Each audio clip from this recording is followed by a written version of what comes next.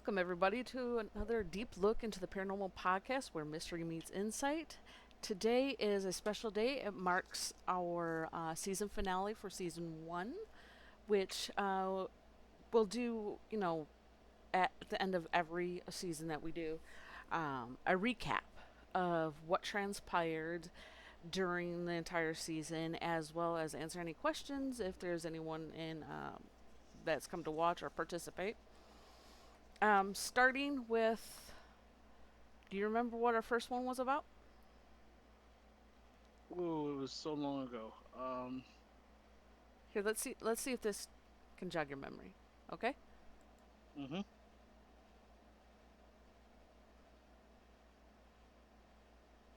She's a famous woman.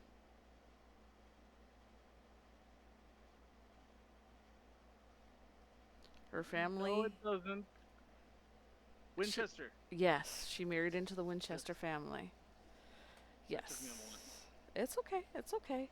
Um, she was a very eccentric lady. She was very particular about her spending, so she was honestly careful with it. She didn't leave the East Coast until after the death of her husband and child. Um, Go ahead. I forgot about that. I forgot that they'd been in the East Coast. I thought they were always on the West Coast. No. She moved out to the West Coast because she was told that would be better for her health. Uh huh. Yeah. Less pollution. Yes, at the time. Of course, she wanted to, dabble in the occults and anything to. Just because she wasn't ready to say goodbye. She didn't want to say goodbye. She didn't want to forget them. So she wanted any way she could to, well, commune with the dead and hopefully talk to her husband again. Unfortunately, when you dabble in that, you open doors, and if you don't, close said doors the proper way, they stay open and things can leak out. So, Yeah, that. go ahead. I said that's why you don't install a screen door at the bottom of a ship. That's true. Very true. This is what the house originally looked like before she made all of her rather interesting choices and designs. It was a two-story farmhouse. Yeah, the It, house is very pretty. it is. It had a lot of character, but she was told by some spiritualists that the demons that and angry spirits that were coming after her due to the Winchester rifle, which all every issue for her was always centered around that gun because it took many lives. And she said to confuse the spirits to keep building, keep renovating, keep adding to confuse the spirits. You know? That makes. I mean, I understand the logic behind it. Yes. Most spirits are just on a cycle of repeat. They're not really there. It's just an True. echo or memory. And if you've changed it since that echo, it's not going to match up for them. That's correct. As you can see here is kind of on the top image is a more uh, a older image of what the house kind of looked like. The lower image is an aerial shot of how massive it is. And you can see it doesn't even fit into the one picture. It looks like a theme park ride. It's hiding its true size. I mean, if you ever saw the pictures of what the haunted mansion actually looks like versus what it actually is in the background in the back of that Yeah, area, it reminds me of that. I can see that. Um, it did unfortunately suffer severe damage during an earthquake, which you can see the I one remember about that. the it her bedroom was actually over in this area. They had to rebuild a good chunk of it, which was fine to her because it kept things busy, kept things moving, um, and it kept the spirits away. And she would always, go to her special spot where she would hold her seances and commune with the spirits every night religiously. However, because she did so.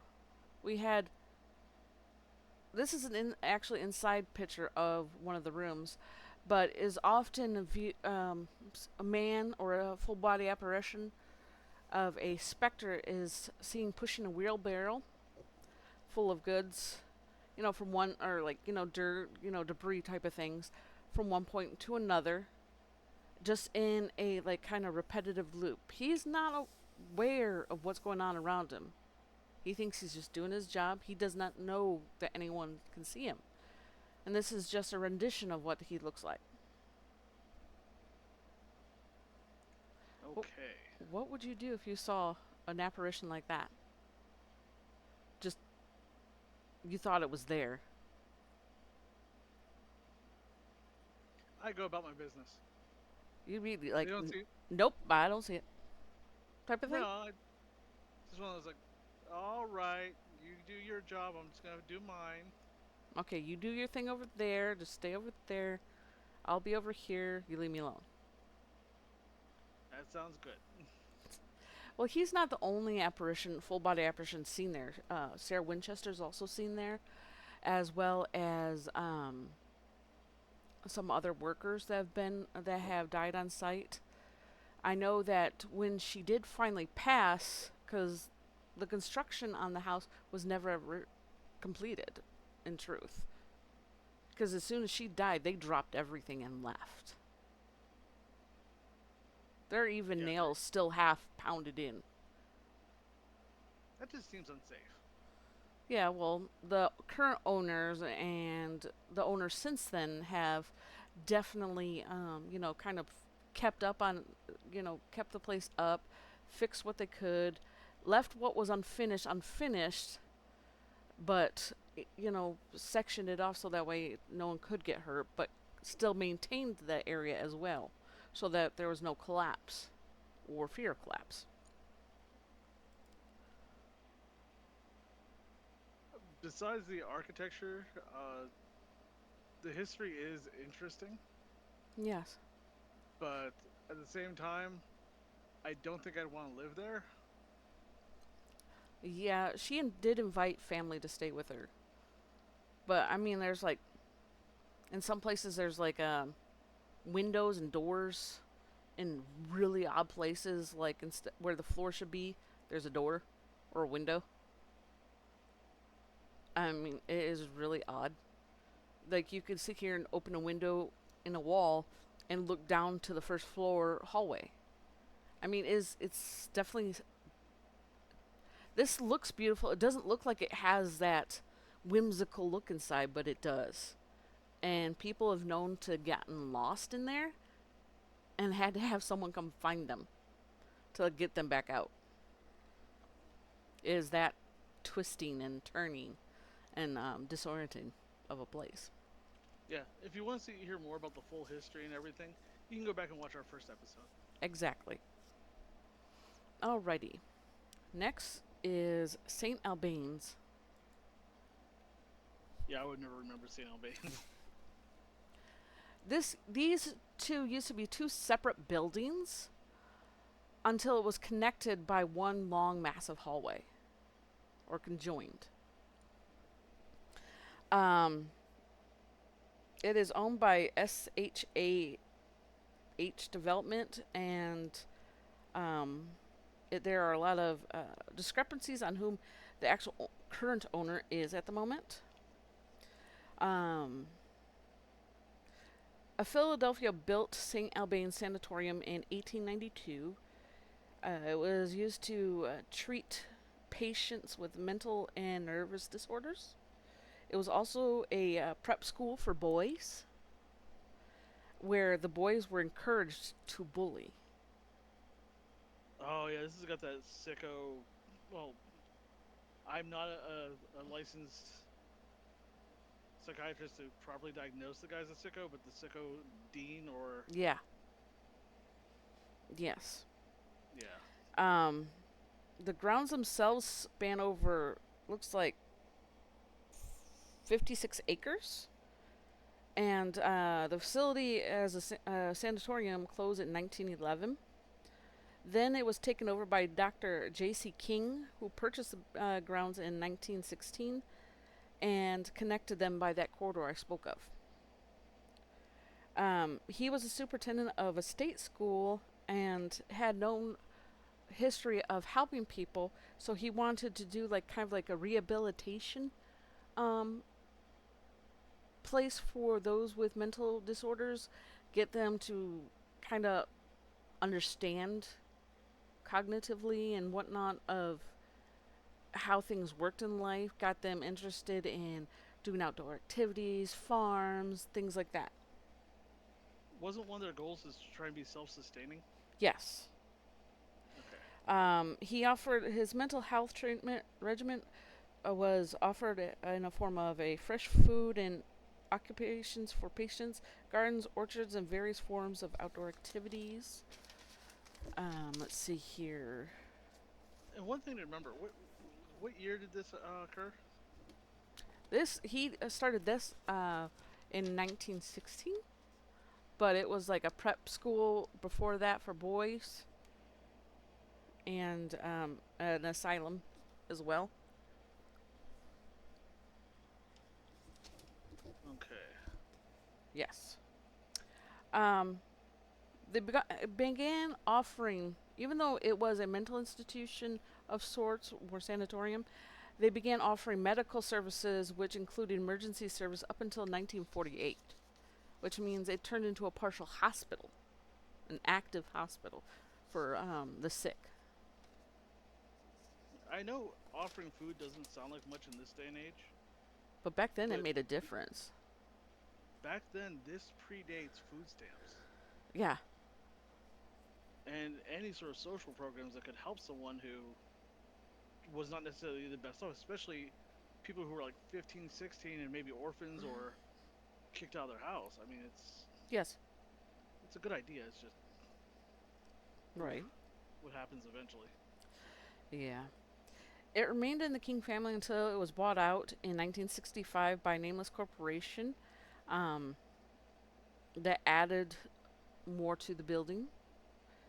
Um, this is where it became another prep or a prep school for the boys. It was founded by George W. Miles, the gentleman we don't like. Sorry, Yeah, sir. Your idea was sound until you encouraged bullying. Bullying's not okay. That's abuse. Mental, physical, and spiritual abuse. And no one should have to go through that. The facility offered room for 50 boys, the youngest being 10 and the oldest being 21. So technically, he was already an adult. Um, they were often aggressively and verbally abusive to each other. Um, they'd call things like Bess, Fanny, Miss Maud, and Shorty. Uh, the, there have been several deaths on the property, but it's only rumored because they're going to sit here and sweep it under the rug. They're not going to sit here and expose the truth, saying it was due to bullying. When a place encourages it, it's like you're trying to say the strong, will always overpower the weak. Well, the thing is, by not allowing them to feel even sorrow or regret or anything below anger, you're you're actually encouraging weakness. Because I agree with you completely on that one. you should be able to feel all feelings. I'm not trying to sound like a snowflake or anything like that. You should be able to feel all feelings so you can connect with your fellow man or fellow human.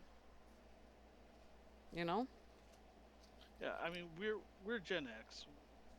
We're Yeah. not the youngest, spryest people out there. We were raised in an era of tough love slash walk it off type Yes. mentalities.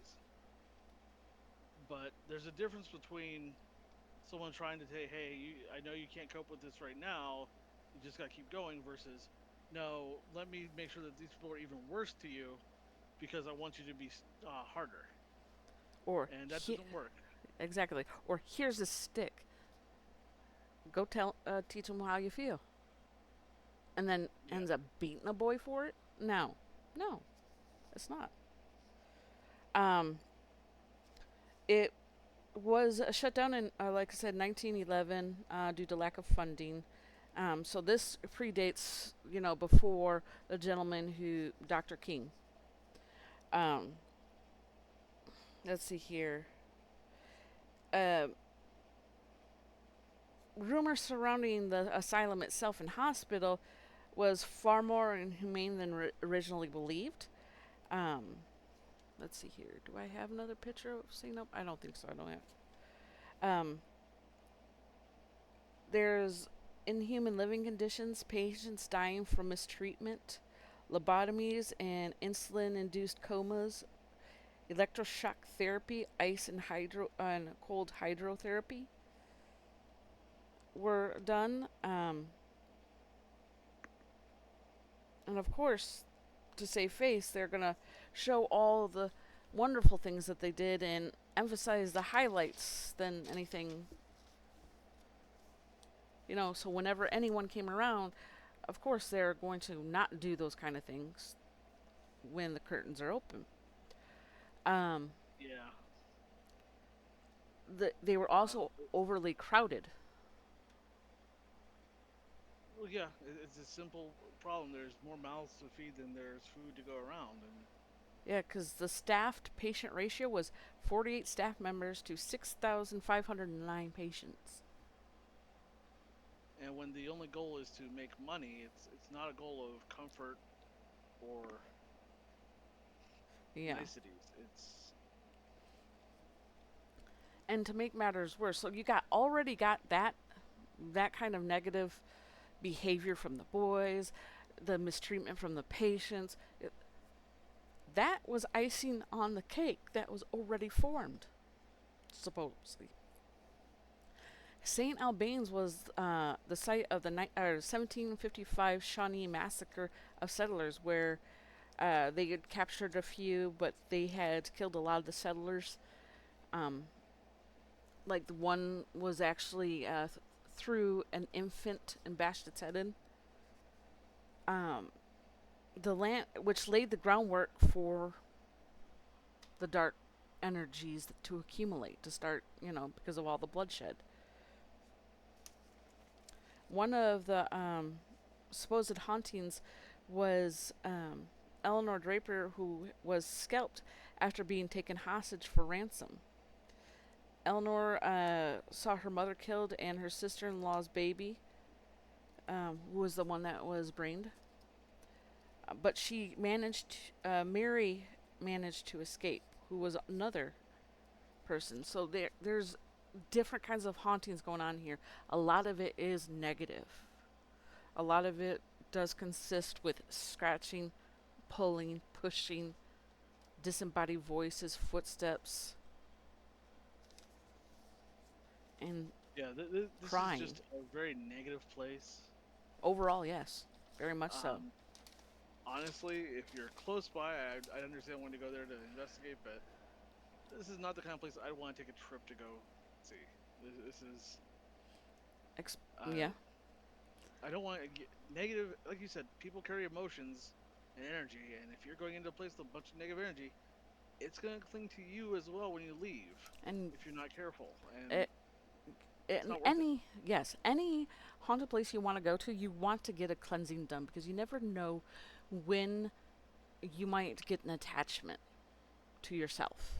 Okay, and those attachments often tend to follow you home. And you won't know it until it's too late and you start seeing things happen.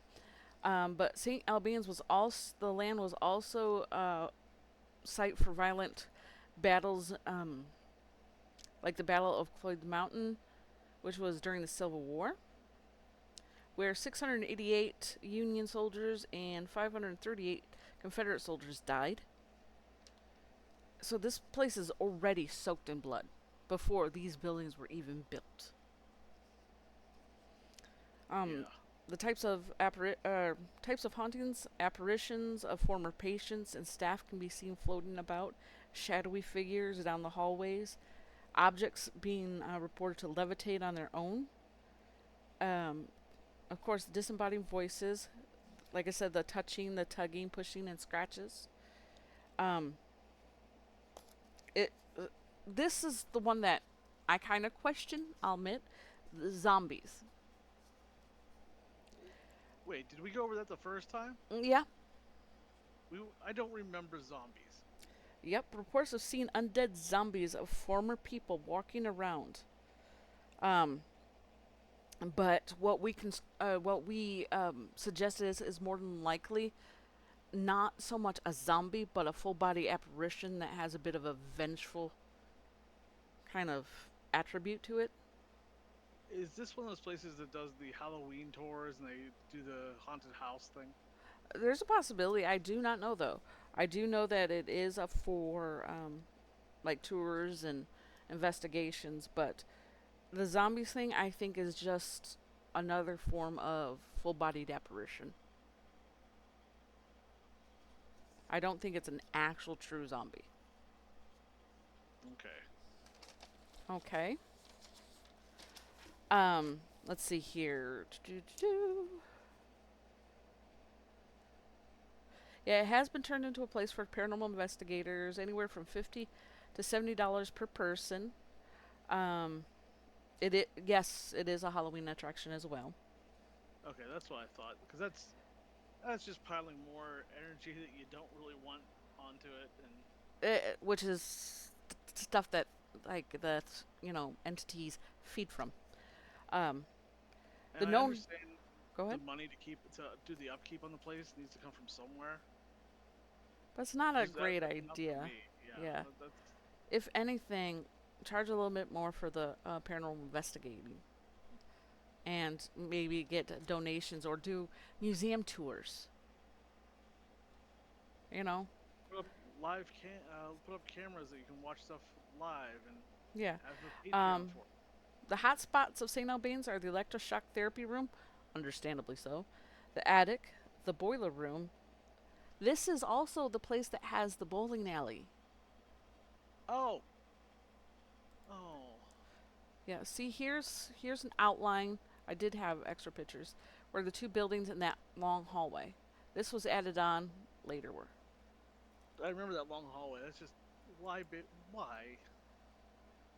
creepy underground hallway to go back and forth between the two Yeah. places. This is how dilapidated it has been, and they're trying very hard to fix it up. Something about creepy wheelchairs just creeps me out. This is where hydrotherapy or the kind of cold baths were done. You gotta say stuff about the past, but man, tile work back in the day, it was built to last. Yes. They left toys for the children's spirits. Here's the bowling alley. That's where a full body apparition of a woman as well as a child, a little girl is seen. She likes to play games down there whenever you visit.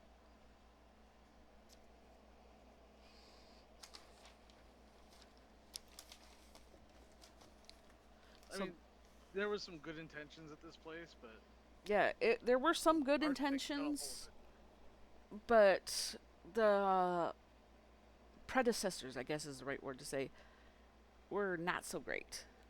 And the land already had a lot of negativity associated with it.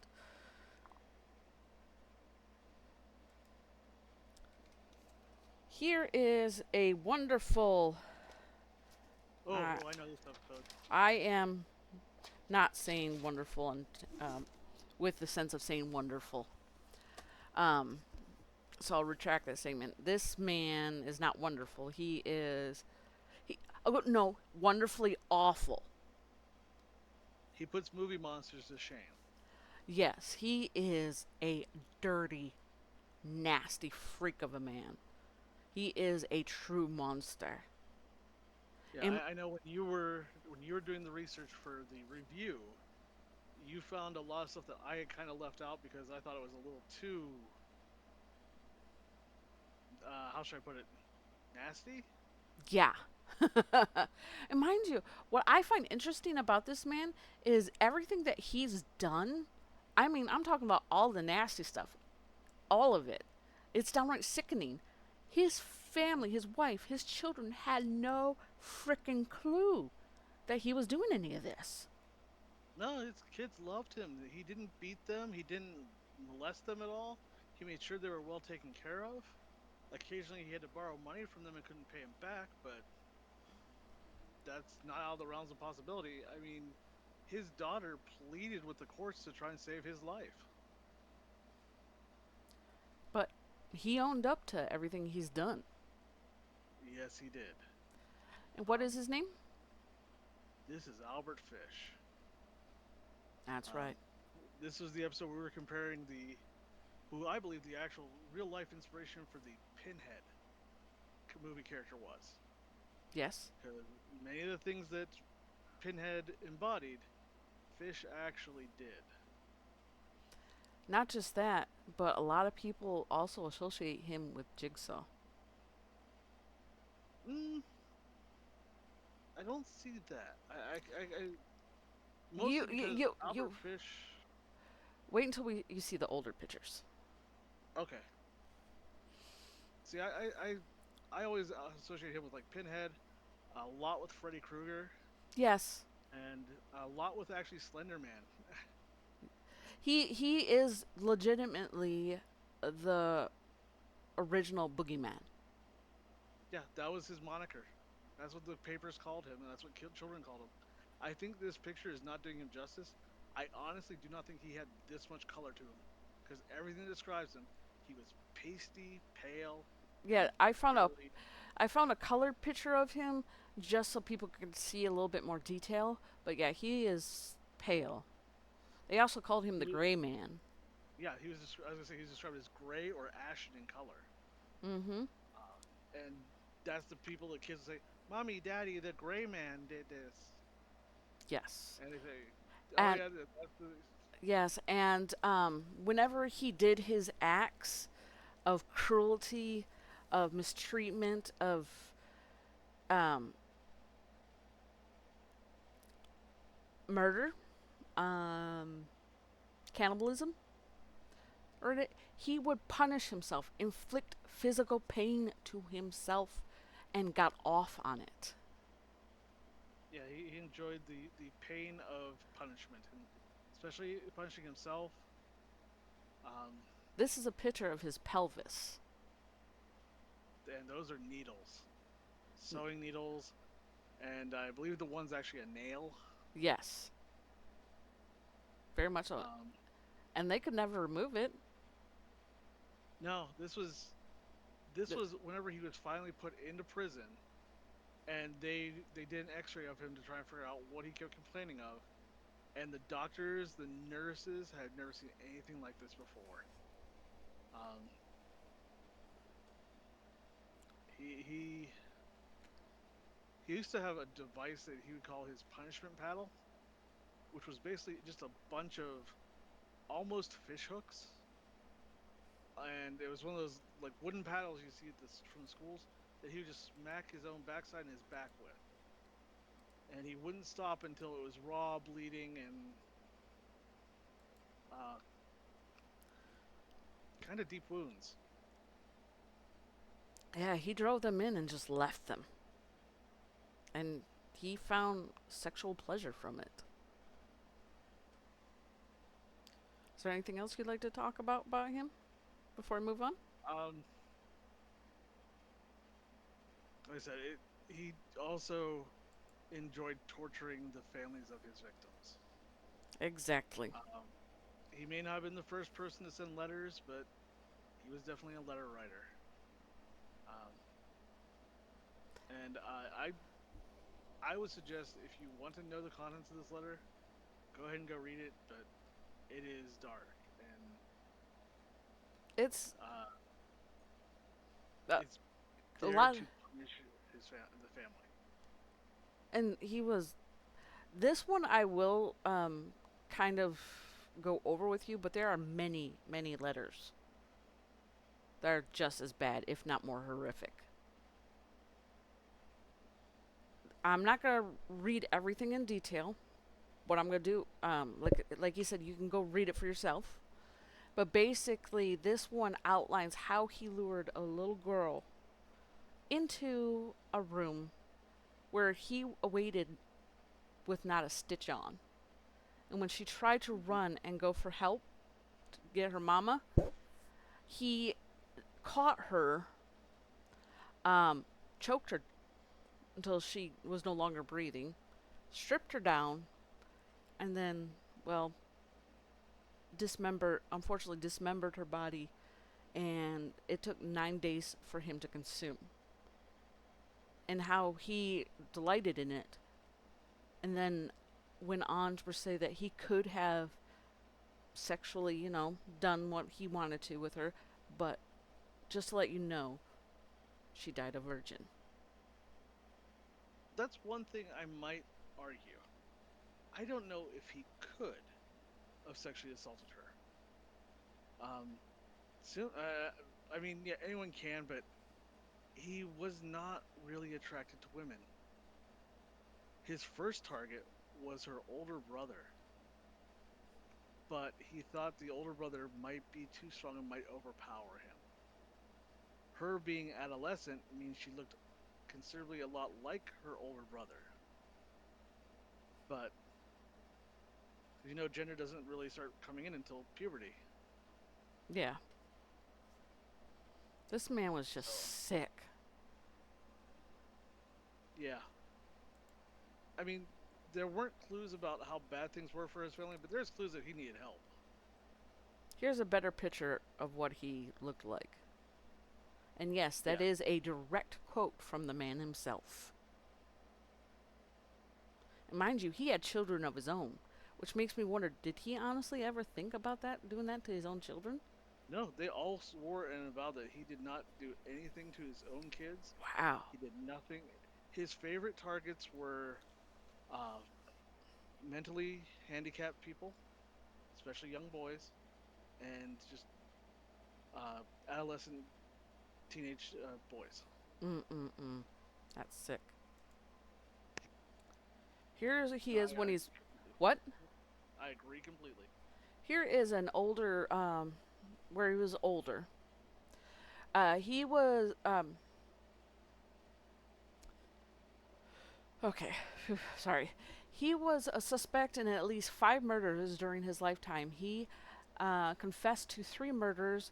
He confessed to stabbing at least 2 other people.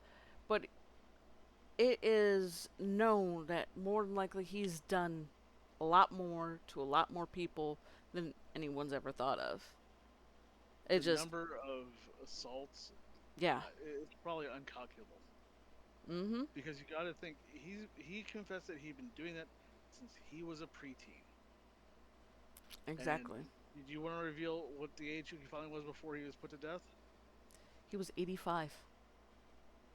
Yeah, that's nearly Yep. 70 years of him being out, free to roam, and Cannibalizing, murdering, and assaulting. assaulting. Yeah. He was Now appreh. there was, Go ahead. I remember if I remember correctly, there was a time where he was also in jail for other things, Yes. for other assaults. But his main crimes never came to light until what was it, 1883? Um. No. I'm actually about to go over that. He was apprehended on December 13th, 1934, and he was put on trial for the kidnapping and murder of Grace. I can't read the name. He was convicted and executed by electric chair on January 16th, 1938, at the age of 85. Yeah. The middle picture is why they think he looks more like he was in like Jigsaw or like that man. Yeah, I see the physical. I just the deeds don't strike me as Jigsaw. Jigsaw was Oh more no. about yeah. But then again, maybe he was manipulating others too. You don't know. But the sick and twisted thing about his execution, even, is he helped the executioner tell him where to put the stuff so it would be the most effective. Yeah, he's a masochist. And they ended up, once they got him strapped in, they would have to put this over his face because whenever you're electrocuted, your eyes could honestly pop out. And that was to keep everything in. Hmm. But yeah, Yeah. he's a sicko. Yep. Our third, no, our fourth session was about lesser known cryptids. Yeah, I love this guy. Do you remember its name? Ooga Poo. Is it? It starts with an O. No, it starts with an A. I can't remember the name. What was his name? A hole. Ahul. Uh, Okay. yes. Yeah, didn't we figure out that the sizes that he gave, this is probably an actual bat that just got blown out of proportion like a fish story? Yes. That I think that they are misinterpreting what is called a giant fruit bat. Those Uh can huh. get excessively large. And if you Um, see one that you've never seen before in the middle of a forest and everything looks big and scary, and it's coming at you, not and you intentionally understand coming why at you you. peed yourself, Yeah. You're going to make it seem like it's bigger than it is. And I'll say giant fruit bats, of course it's in the name, they do not eat meat at all. They eat fruits, insects. They don't eat a lick of meat. yeah, but if you startle one, it's still gonna yell at you. Yes, it will still attack you if you piss it off. It, but it won't attack you in the sense of going to kill you. It will attack you in the sense of trying to defend itself. Exactly. Um, uh, this is the story is based around Indonesia and deep in the jungles of Java. It is believed to be a huge bat that can grow up to 10 feet in height and stand with a wingspan of 20 feet. Um, it's known for a loud shriek when it descends upon its prey. But the appetite is local fauna, large fish, occasionally known to attack humans. Of course, if you're near its nesting areas and stuff like that, it's going to defend itself. It was first seen and documented in 1925 by naturalist Dr. Ernest, looks like Bartels. And it was last seen 1927 at 11:30 p.m. again by Dr. Bartels. Yeah, I'm fairly certain this guy got scared out of his wits and Yeah. exaggerated a bit. It is believed to be a nocturnal creature. Um, the description of the Ahul has been retold so much that some of the known features have changed over time. So, of course, it's been manipulated and exaggerated. The It's a little next, fun story though, yeah, next one, because we did multiple ones on that episode, didn't we? yes, we did. We did 3 to be exact. Oh, Goat Man. Uh, Poplick Monster of Kentucky is also commonly known as Goatman, or akin Yeah, to a it's little safe Goatman. type Goat Man. Um, it is on a particular stretch of trestle bridge for trains that is still active today. It's one of the main lines that run through that area. The thing about it is, this creature would often supposedly lure people onto the bridge, and in such a fashion that it knew there was, or not that it knew, that by the time you knew what was up, it was already too late, and a train would often plow into somebody, or you'd end up jumping to your death. Except for one man Yeah. who actually hung on for as long as he could. He, Oh yeah, this is the one that had like that super huge drop, right? yes, very much so. Let's see here. We had that beautiful picture from the one overlook where we were fairly certain kids were jumping off the picnic area to scare people with their cars. Yes, there's that. Because it has been reported to jump on cars that passed underneath the bridge. But as you can see, it's still running. It's still an open line. Um, it, they believe that the goat man or the public monster was used hypnosis to lure the victims to their death, voice mimicry. Um, and mind you, if people used some common sense,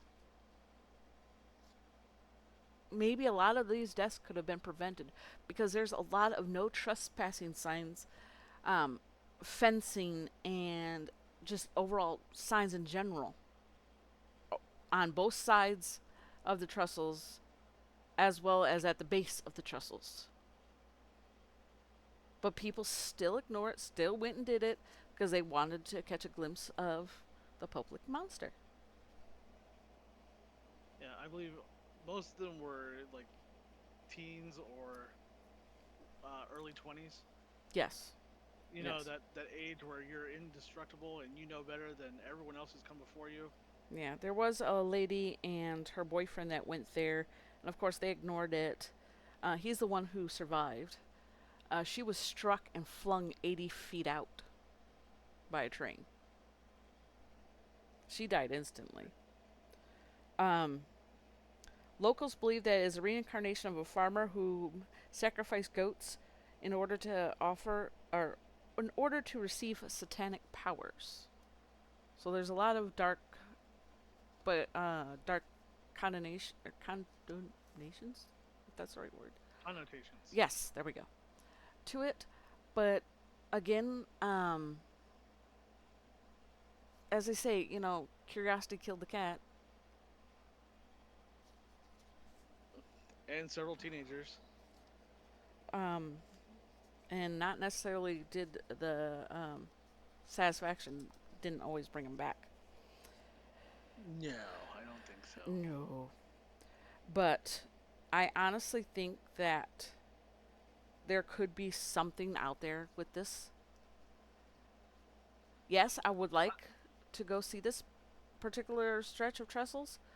Not to actually, go past the safety barrier, but just, to, just to see how high up, you know, visibly. I know it's like 80 feet or like 90 feet up in the air, but just to, see it in person, the height.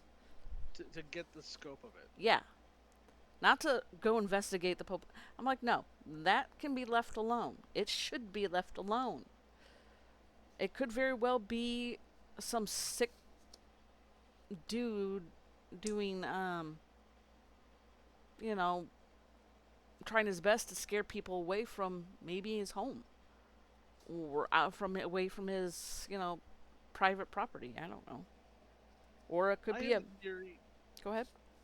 I have a theory about a lot of the different goat men, Mm-hmm. and it's actually because a lot of people. I'm not sure in this day and age if they still hear it, but the story of Billy Goat's Gruff. Yeah. Three goats going over a bridge, and it's a troll. I mean, we have a lot of different depictions of trolls, from stone behemoths in the Norway to uh, large green distended creatures for traditional European. Right. But what if a troll actually had horns like a goat? What if a troll was lanky? Yes. What if it was territorial and had a thing for bridges? Yes, I can see that. I can definitely get behind that. And mind you, there are probably things and creatures out there that we have yet to discover, even though we've discovered a lot of the land-based stuff. There, it just might be that they're so small and few in number that they're constantly moving, just staying out of reach.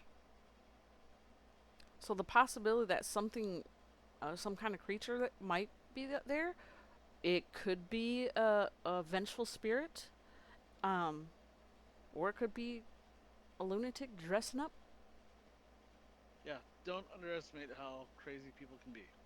No, but just know that if there's a barrier, a safety barrier up, or warning signs, don't ignore them. It is there for a reason. Because if you ignore them, it could cost you your life. If you don't have permission, you could be arrested. So please be mindful. Um, and if you want to know more about the public monster or the whole, you can go ahead and check out our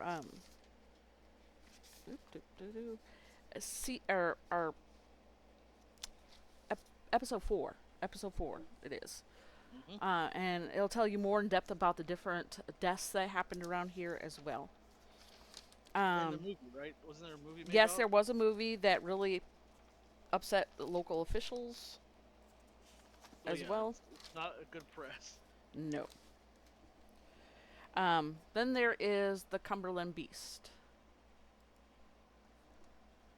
I don't remember that one. It's the one that my friends had seen. Oh, okay. I, Yeah. They took pictures. You could kind of make it out, but it was like really blurry and back in the tree line. Um, this is called the Cumberland Beast. Cumberland. Uh,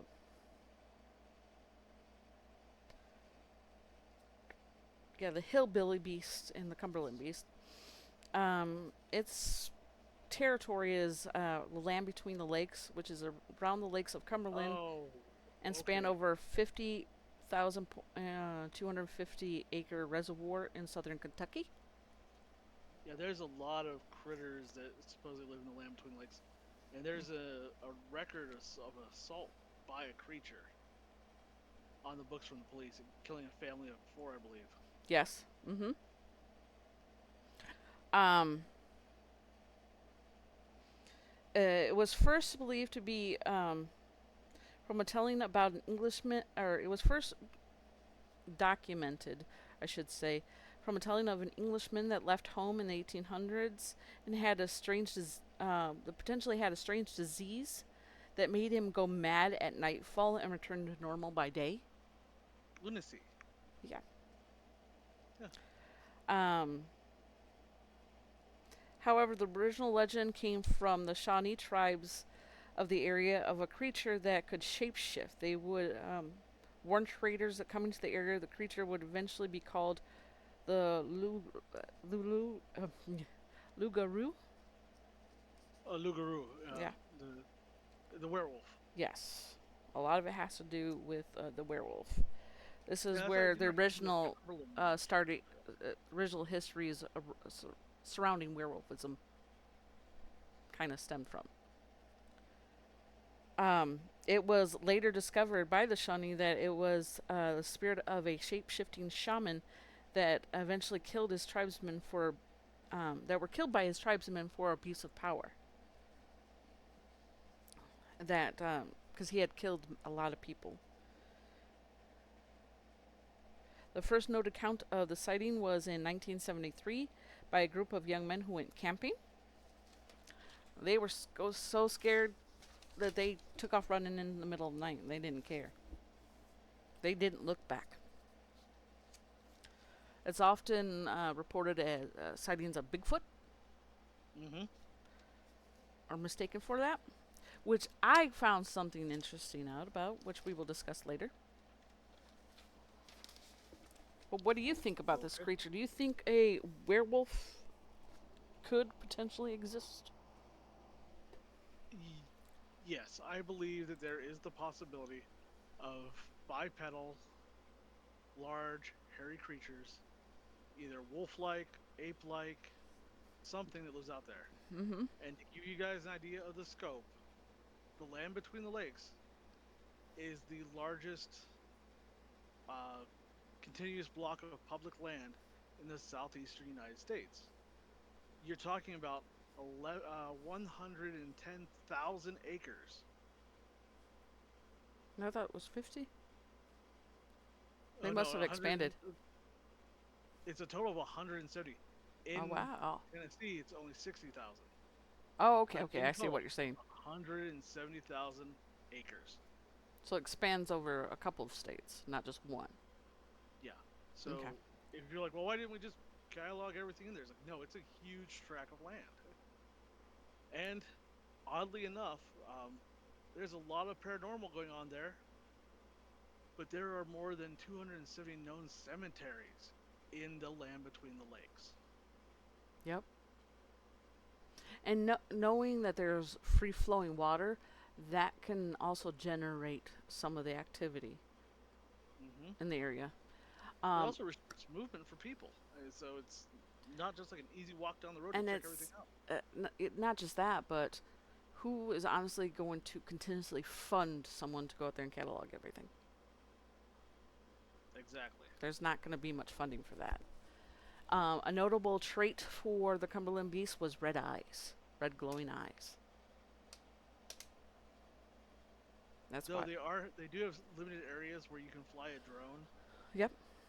So I am actually curious to see about more picture. The more pictures we get of like things moving in the forest, I know they're far away, I know they're blurry, but it's just more exciting Yeah. No, I can see what you're saying. because drones give us so much more depth to places we would never see normally.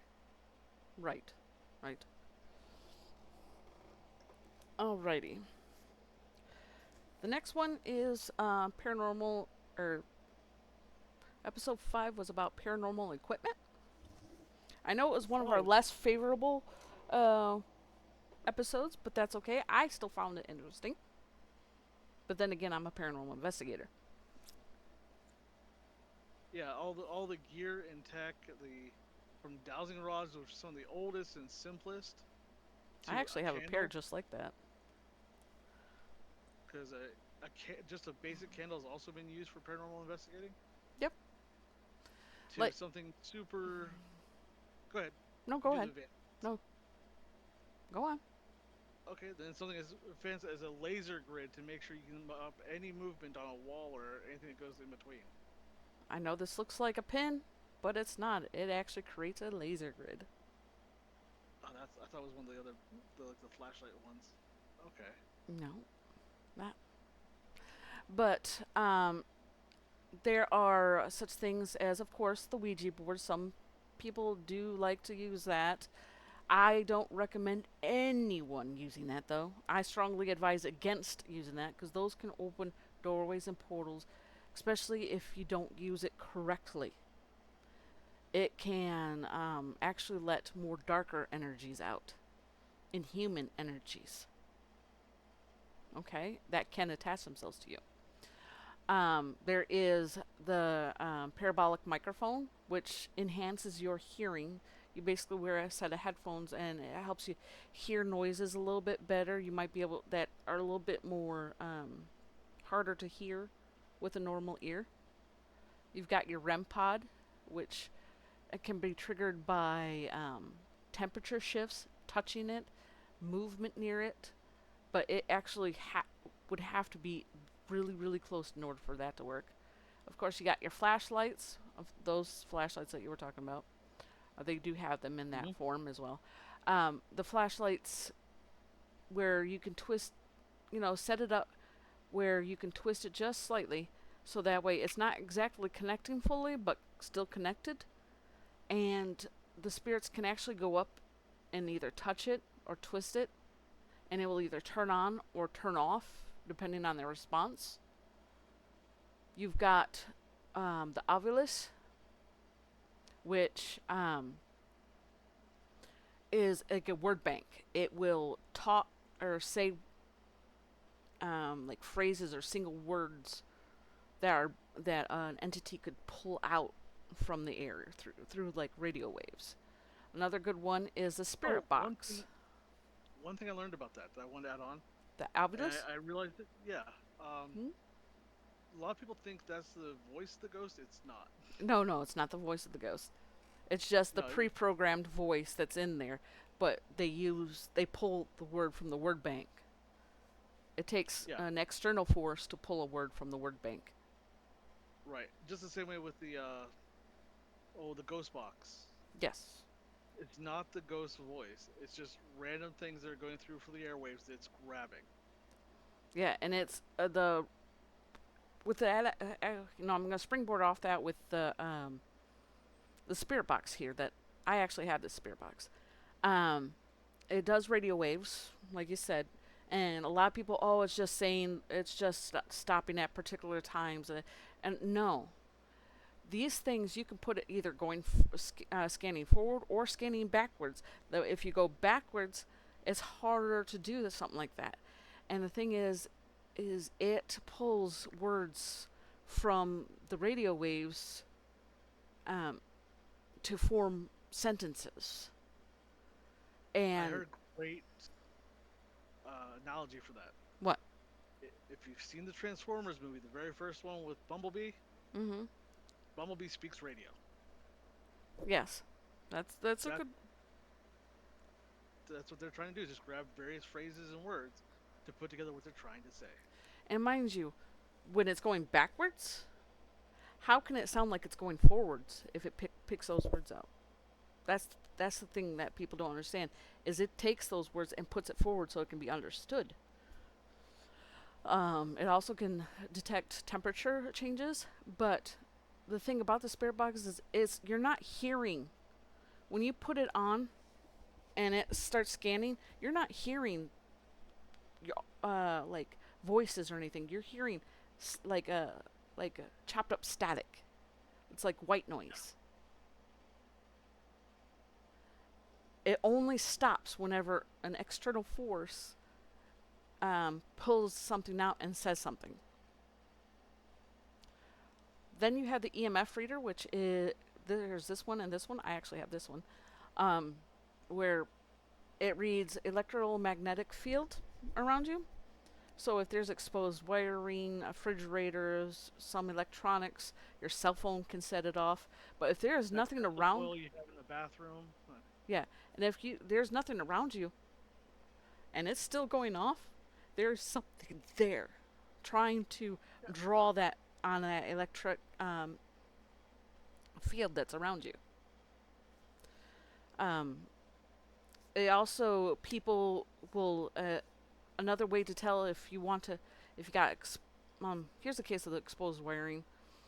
Um, Whenever you're going to a room or something like that, and you are suddenly afraid or feel like there's something behind you, it's um, it's called like a fear cage. Mm-hmm. It's not actually paranormal at all. It is just exposed wiring that's emitting a high frequency of electromagnetic energy. Yeah, some people are more sensitive than others, It can and cause in nausea, some cases, disorientation. hmm and in some cases, with the way they've wired old buildings, Yeah. they've built like a kind of a Faraday cage of copper wire that's just charged all around you. Especially Yes. the old tube and knob Mm-hmm. type wiring. That stuff very easily just puts off the electromagnetic waves, and it will mess with you. It'll Yes. give you headaches, like you said, nausea. Definitely not fun. Mm-hmm. People used to complain the same thing about oh, the type of lights, the oh, not halogen, but the LED. no, the big tube lights. The string of lights. No, oh, like the ones I have in the shed, but before they were For LEDs. fluorescent lights. Yes, the Okay. big long fluorescent lights that you have to like twist into place. Yeah, they can Um, they're be. just pumping energy and igniting gas. It's Yeah. Um, there's those, but the EMF reader, if there is no electricity around and it's going off, you know that there's no reasonable explanation. Something is trying to draw in energy in that area.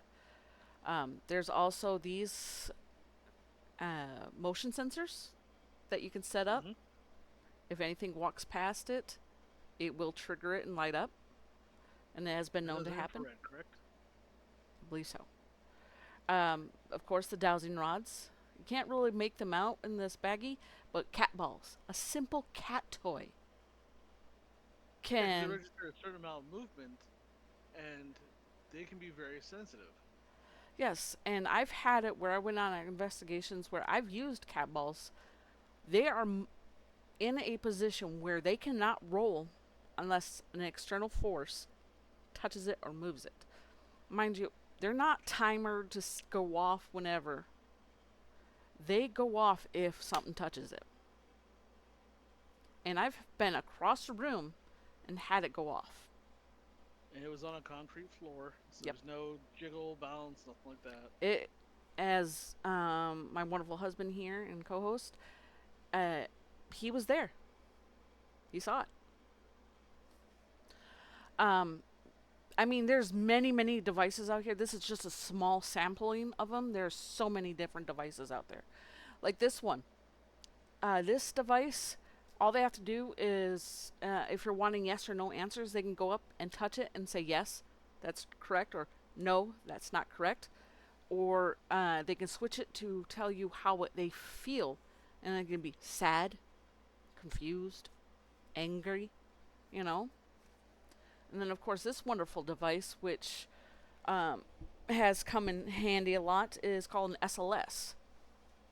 And an SLS, what it does is it shows you what's in front of you, but it's kind of flipped, so it's kind of reversed a little bit.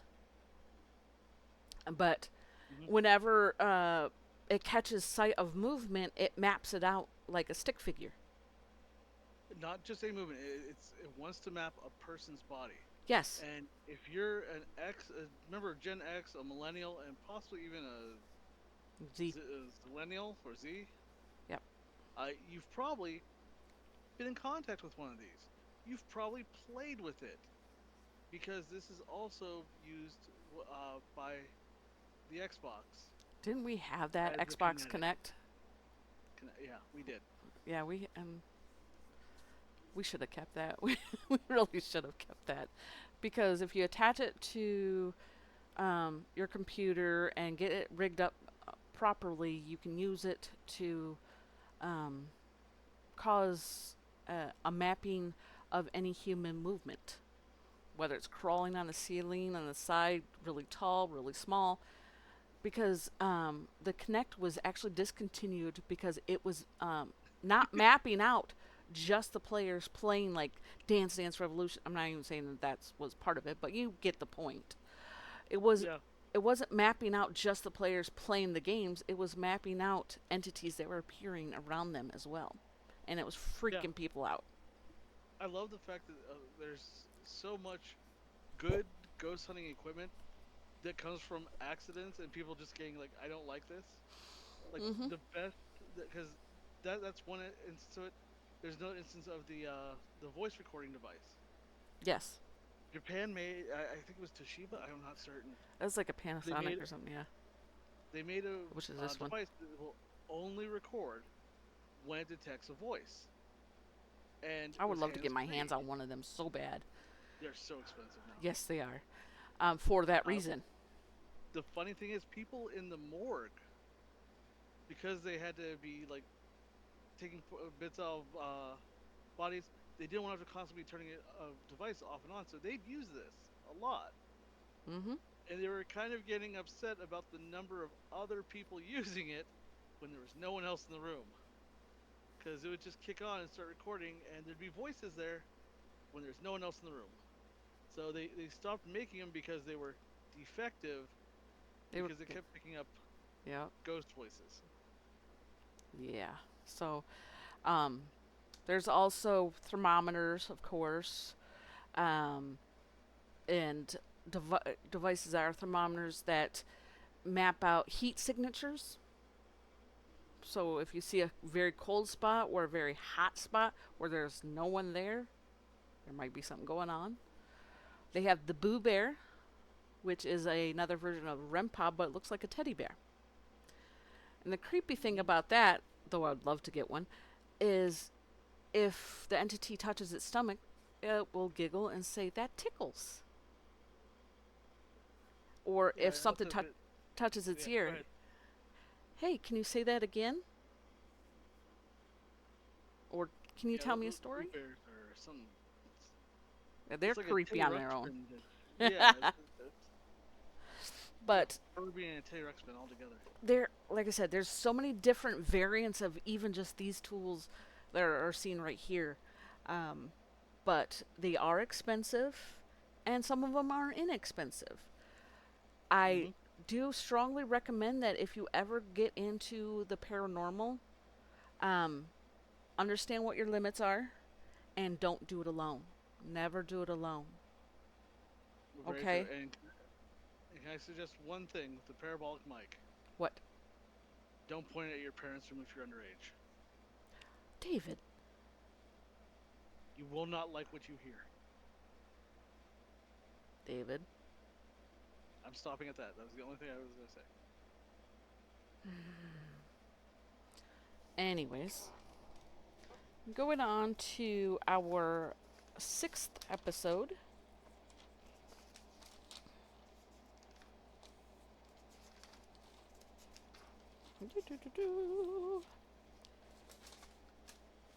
Is a. Oh, I didn't get a picture of this place. Which place was it? I didn't. Oh, that's sad.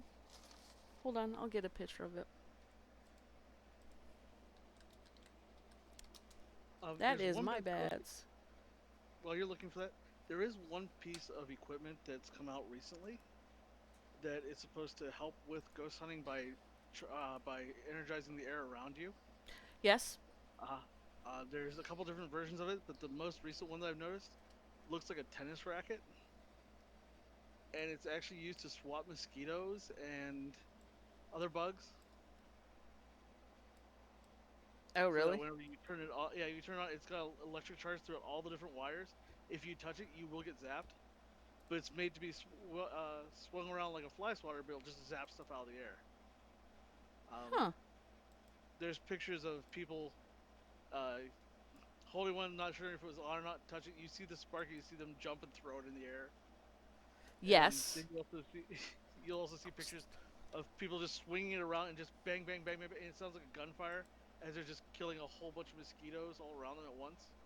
Right. So it's one of those dual purpose. Like, okay, if you're in the middle of a place at night, it's hot, it's muggy, all the bugs are out. You can charge up a ghost while you're taking care of the insect problem. Well, they Ooh, also. that's good. Yes, they also use those. It looks like a Tesla coil and a small Mm-hmm. thing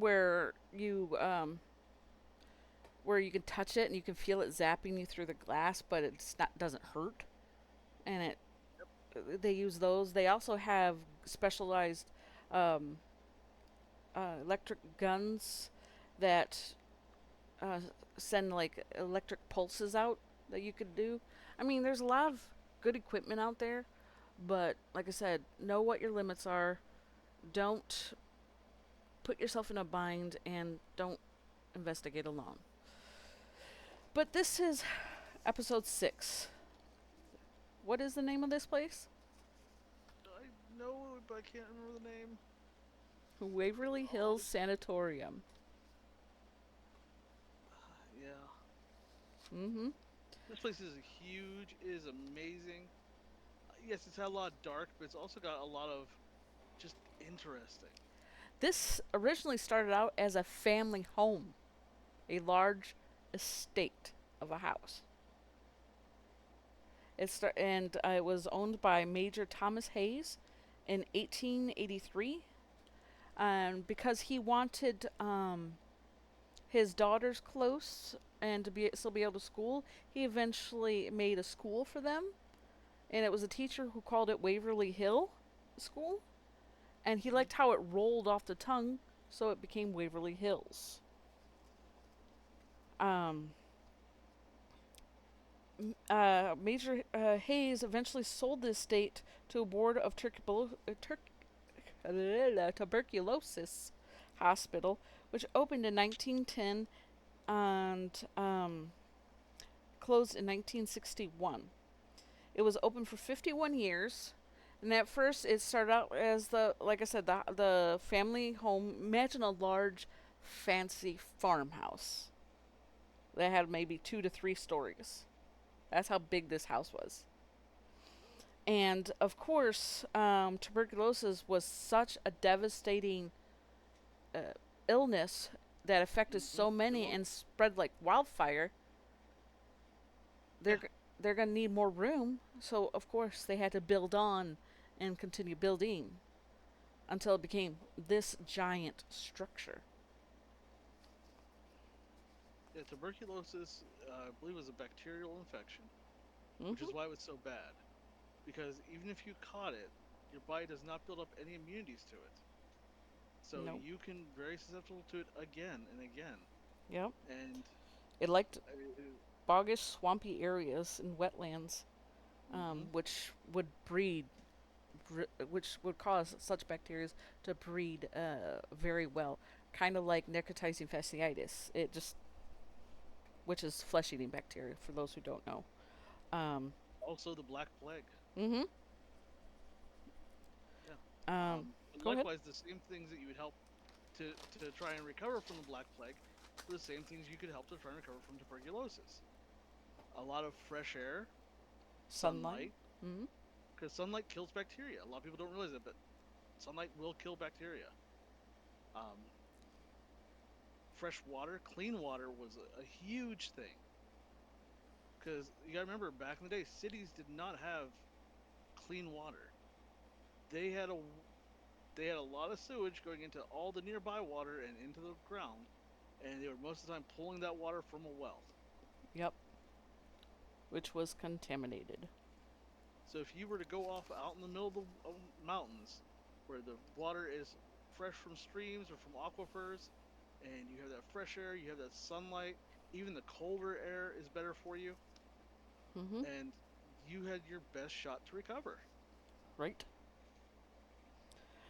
Um, because of the overwhelming need for space as well, 400 new beds and the urgency to have the room was greatly precedent until it opened this new building or structure, I should say, October 17th, 1926, um, and it became an impressive five-story building or infrastructure. Um, there was children's units, uh, an area, nurseries, because once you were in there, you often did not leave, even if you were Yeah. staff. And of course, like any place, things go south quickly. People tend to lose their minds. Um, they would, uh, Patients would get mistreatment.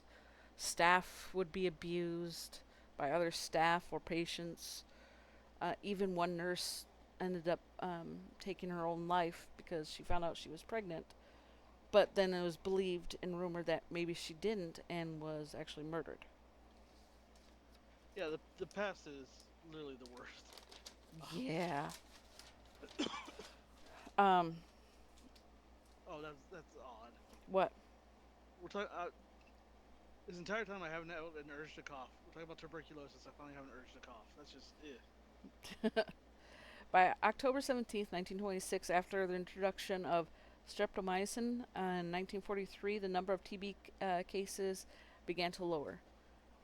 Just to give Mhm. you all a heads up, TB is still around. Yes, it is. Our son had to get tested for it recently.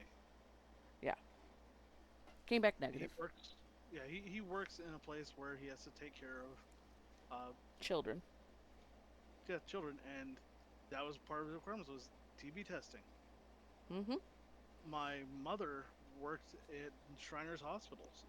She had to get TB testing. She had to do TB testing. Yeah, see now you're doing it too. Mine's allergy Ugh. drainage, but yes. No, And because of how poor morale was, people didn't want to see bodies being taken out on the daily. So they constructed an underground tunnel that went out to a set of tracks that would take the bodies by the dozens and hundreds away. It was a chute that was over 520 feet long. It is also known as a hot spot for dark energies, demonic, inhuman things. They've heard inhuman growling, and had people have been pushed, scratched, and I'm not talking about like lightly scratched. I'm talking about um, like like kind of like how with you and your leg, how you scratched it but actually gouged it Yeah. to the point where things bleed. It's like it's like a deep cut type of scratch. Um, it did turn out that patients did start getting inhumane treatments, and were often experimented on to in hopes of trying to find a way to alleviate the discomfort of TB. And that it uh, that was like cutting open the rib cage and to allow the lungs to expand better. Um, Hmm. different experiments, um, balloons being inserted to inflate it, and unfortunately, a lot of people, like I said, didn't make it out. Some families often spent their time together. They're sick.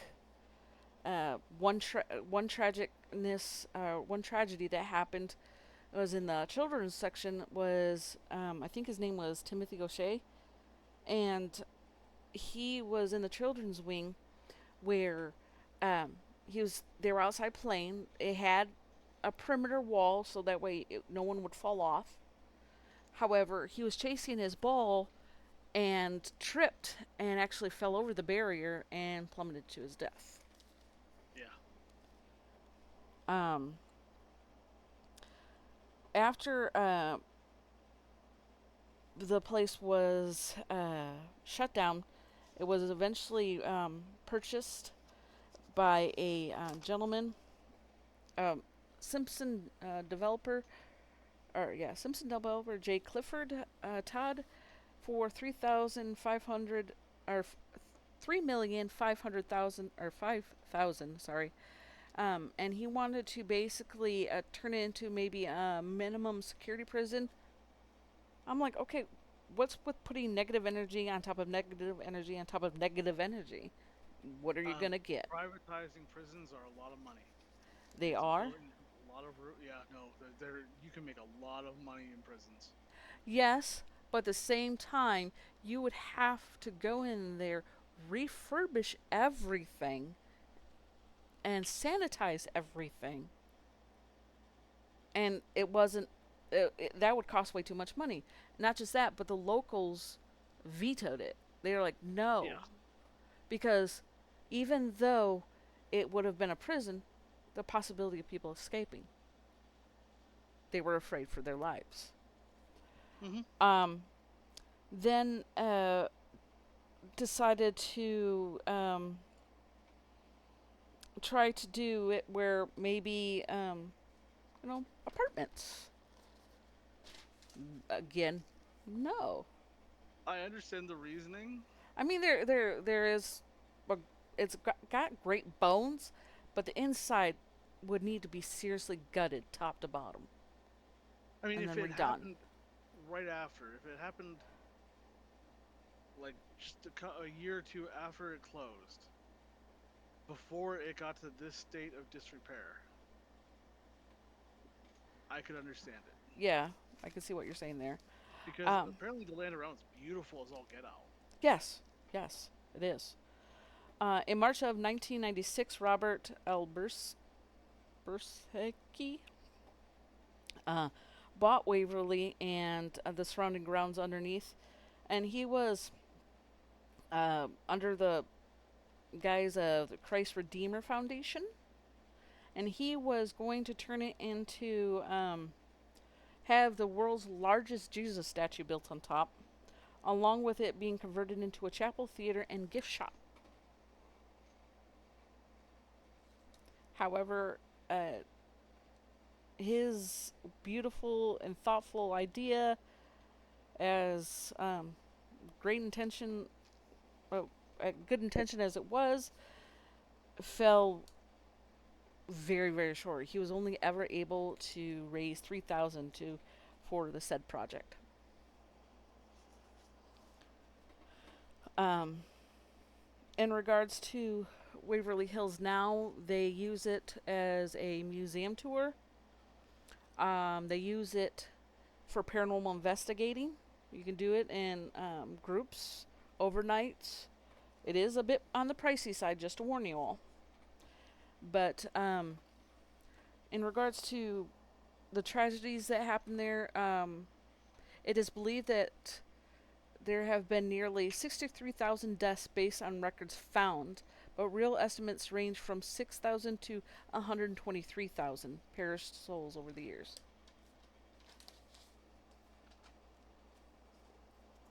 There, Ooh, yeah, the number difference there. it's Because I know when it closed, they just left the files.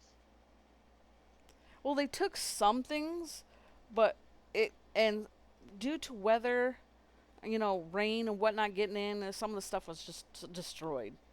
So not everything was salvageable.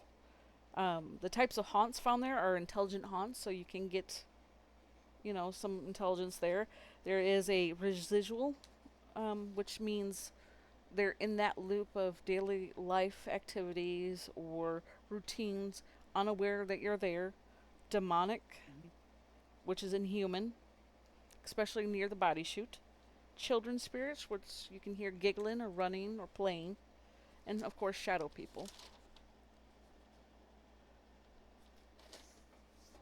What do you think about this? I think the place is kind of awe-inspiring to look at. Mm hmm. I think it's going to end up collapsing in on itself because I know they're trying to save it, but Yeah, anything, any cost. proceeds, any proceeds that go, they get the funds, the donations, everything is towards restoration of this building. They don't pocket it. They put it back into the building itself. And you're right. Eventually, time will catch up. Unfortunately, time will catch up, which will I'll mention about another location later on. Then our next one. Okay, I say one thing about this place as well too. What? There is a movie about this place. It is not an official movie. They filmed it without their consent, and it's called Death Tunnel.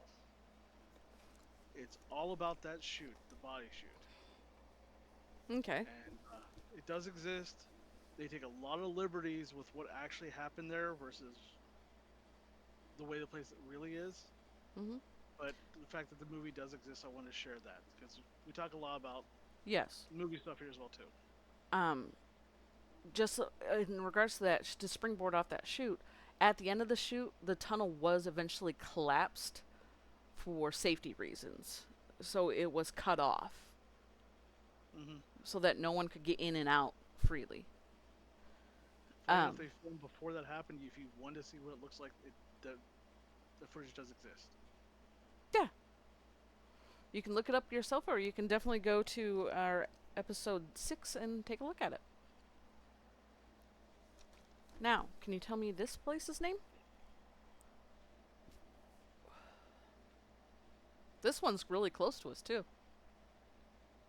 And not just that, but one of our favorite paranormal groups. This is the church. Well, And it's not a church, but it has the chapel with the nuns like to scratch people who have tattoos. yes, um, one of our favorite paranormal investigators and his team was there recently.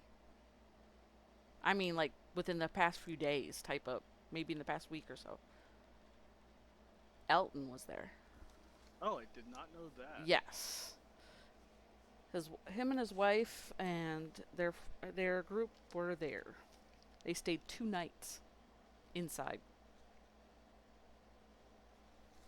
But this is an aerial shot from when Yorktown Memorial Hospital first opened up. Um, It looks it looks so different because whenever you see modern day pictures of it, all this flat land around it is just super dense forest now. or It's built up overgrown. with various houses or dilapidated buildings, yes. Um, Yeah, it looks like it's out in the middle of nowhere. Yeah, this it looks like it's out in the middle of nowhere for sure. It was construction, or the construction for the building began in 1950 during the month of November. It was 30,000 square feet, and it cost $500,000 that the Felician Sisters, a Catholic order of nuns, managed to acquire through various donations and various other means to build. They had their rooms in the upstairs area. They oversaw the planning, the building, as well as the services provided here. They ran it like a tight ship. You had to be respectful and quiet whenever you went there. They were known for not liking people with tattoos, like you said. There was also a Hmm. priest there that held services in the chapel, um, who um, helped helped the sisters, basically maintain this facade of holy righteousness, when in fact that was just a facade, a mask. Um, they were more in it for the power and the money. They really weren't there for anything else but that. And if you ever questioned them, you were not permitted to be there, or you were escorted out. You weren't allowed to question their judgment. But the people who went there seeking help, um, in the beginning, were treated nicely. However, then things started getting noticed, and it was harder to sweep under the rug, so to speak. Like I said, there's no one permitted on the second floor in their area, but the hospital and the chapel, where the priest held services, um, welcomed many, and they the priest, though himself, was a real creep. Yeah, He he was his dirty. Yeah, That's the best way to describe it. his quarters were in the basement, next to an iron cage. Also, really close to the boiler room, I believe, too, Yes. Um. and an incinerator. Yes.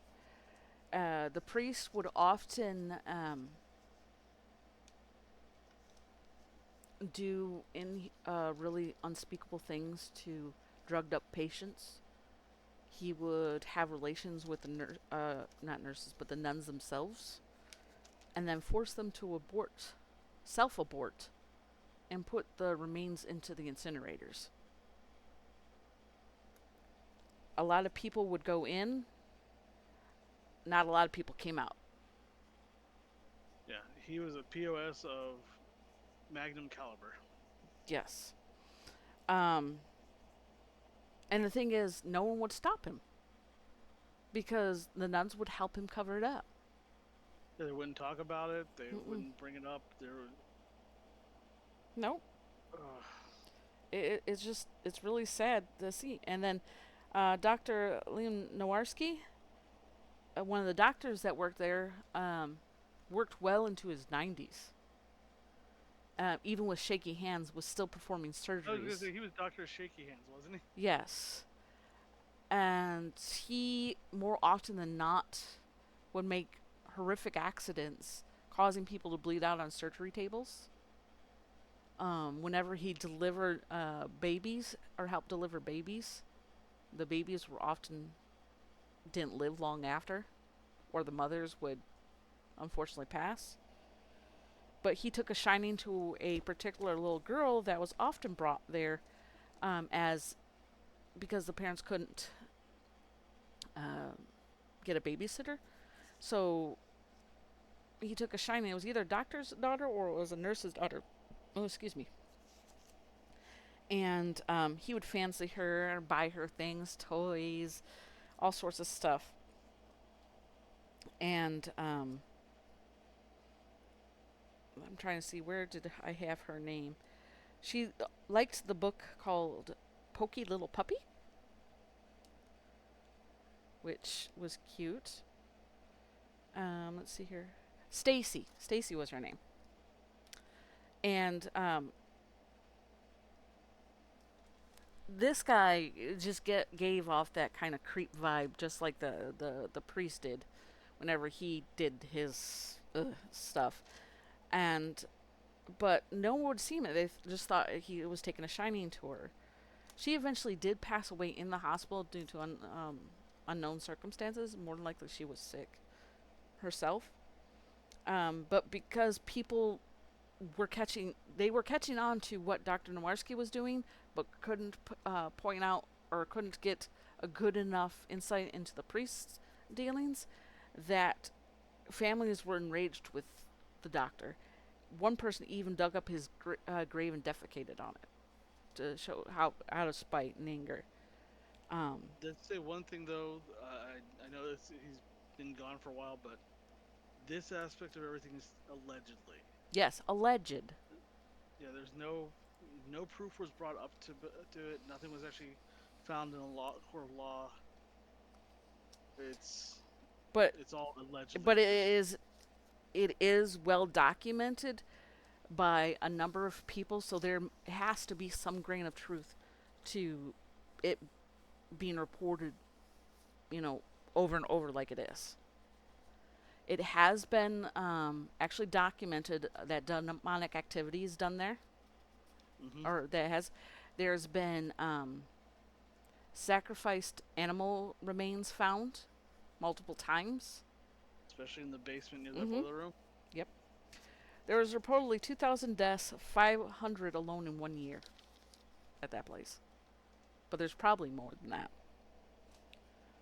Shadow figures, unexplained sensations, feeling someone is there but not, full body apparitions, crawlers, which are the dark splotches of energy that look like it's crawling up the wall or shadow moving, footsteps, disembodied voices. The nuns, even to this day, um, haunt those halls, and if you're known to be in their area or they see you have tattoos, have been known to lash out and scratch, slap, and even punch. There have been people who've walked out with black eyes. Um, let's see here. Pricing for tours and that nature for that place, it does vary. It is sectioned off and fenced off so no one can get in unless you were to climb the fence. And even then, just a warning, there are cameras everywhere and it is monitored 24 hours a day, 7 days a week. So don't go there unless you want to get arrested, unless you have expressed permission and bought the rights to be there for a day. Yeah, Correct? they do a lot of renting for paranormal Yes, investigations. they do. And it all Very, goes back very into, legitimately. yeah, and it all goes back into refurbishment of this place. And as you can see, this is a modern day picture of it. Like you were saying, it is all grown up all over the place now. And one thing, if you do go there, do your research. There is plenty of videos out there of doors moving, Mm-hmm. things Exactly. flickering over, sounds. It's actually quite an interesting place. Again, though, if you're not prepared for it, this place is dark. I would not recommend going to this place unless you're prepared and Especially if you you're know how very to sensitive. prepare yourself. Yeah. Especially if you're very sensitive. Like this is a picture from the nuns' quarters. Well, that's a fancy nun's quarters. The only pictures I see are like the 5x8 room that's got one bed in it. Yeah, no, this is where they're like the socialized area. Oh, oh, oh yeah, I've seen that stuff is not there anymore. No, some of it is, but it's like severely damaged. Yeah, those Here, windows are not there. no, they're not. A lot of the windows are gone. Here is dark hallway where a lot of the ceiling has come down, but you can see that they're trying to clean up. Yeah. Here's another hallway. Seriously, looks like there's something down there, but that's just me. One thing to be mindful of with this location Hmm. is there, like I said, there's not many windows. And oh, you've got the perfect picture. There is a lot of overgrowth that's growing now inside the building. So there will be a lot of scraping sounds, a lot of things moving when it's just a very gentle breeze that you might not feel. Yep. This was actually the You labor and delivery room. And as you can see, it was not a comfy bed. I just want to go in there and sweep. Yeah, I know. I'm gonna clean. Yeah, Clean. that's This is what was believed to be Stacy's bedroom. A lot of people bring in toys and gifts for her so she can play and have something to entertain herself with. Because she is believed to be one of the intelligent haunts, not just Dr. Nowarski. Ooh, excuse me. I'm sorry. Not because Dr. Nowarski, Dr. Stacy, the priest, and a few of the nuns are the intelligent haunts there. The rest are either inhuman or residual. Here is where this should be a place where one would feel safe. It's actually one of the darkest places at Yorktown Memorial. This oh is yeah. what There's video. The door on that. The door on the this right. there's this one and that one. Both of them have been known to slam shut. I've seen a video of the one on the right slamming shut. Mm-hmm. There. This coffin is legitimately there. It is broken down a lot. People like to crawl into it and take pictures in it, but you get a sense of overwhelming darkness here. There is a Like, balcony. That's why this picture is coming from the top. yes, it Last I checked, the floor up there is secure, but be safe. yes. You get a lot of people feeling like they're being watched from the door on the outside, like from outside the chapel, looking in. Um, but the priest's spirit lingers here a lot, and people have caught him saying things um, like whenever they ask, "Why would you do these things?" and he's been reported to have said, "Greed." Yeah. This is also the room that has the majority of scratches. Yes. If you use, Mm-hmm. and the feeling of being watched also comes from the balcony, as it feels like maybe one of the nuns is staring down at you. Yes. You definitely feel a heaviness to the room here. Here is the iron cage I told you about. Whenever anyone was disobedient in any fashion, or didn't listen to the sisters or the priest, they were put in there, and it was considered solitary confinement. Though the funny thing about it being an iron cage like that, I've seen experiments where people hook up giant Tesla coils on either side of this, because if you're inside, you cannot get shocked. It's just that is the science of it, Hmm. and they just pump this room full of so much energy. Okay. This is. Don't worry, I can edit that part out. Ah, yeah, that's a new picture. Um, our episode 9 was on UFOs, UAPs, and aliens. A lot of what has been reported was over Area 51, which is a known testing site.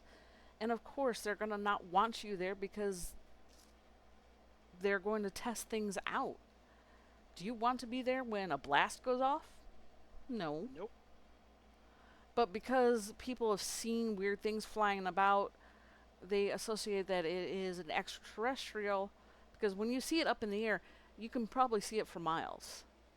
Yeah. And it may have been a military new feature, or not saying it is, but it could have been something that they were testing or working on, and it was misinterpreted.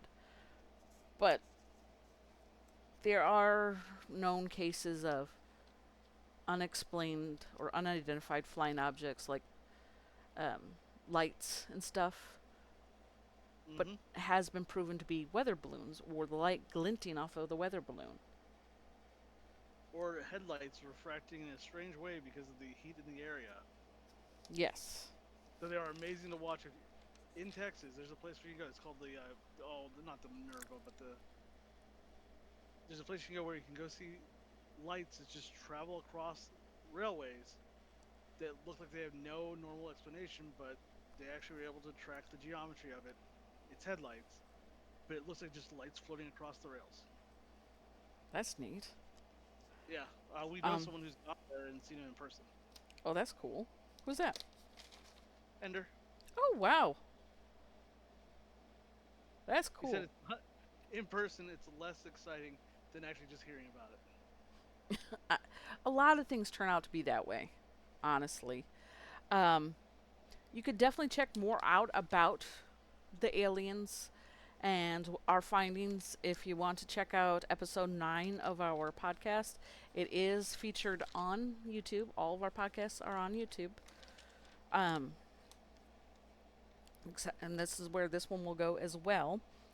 But a lot of things I believe in regards to there being extraterrestrial, I believe are misidentified Hmm. happenings. Not all, but most of them.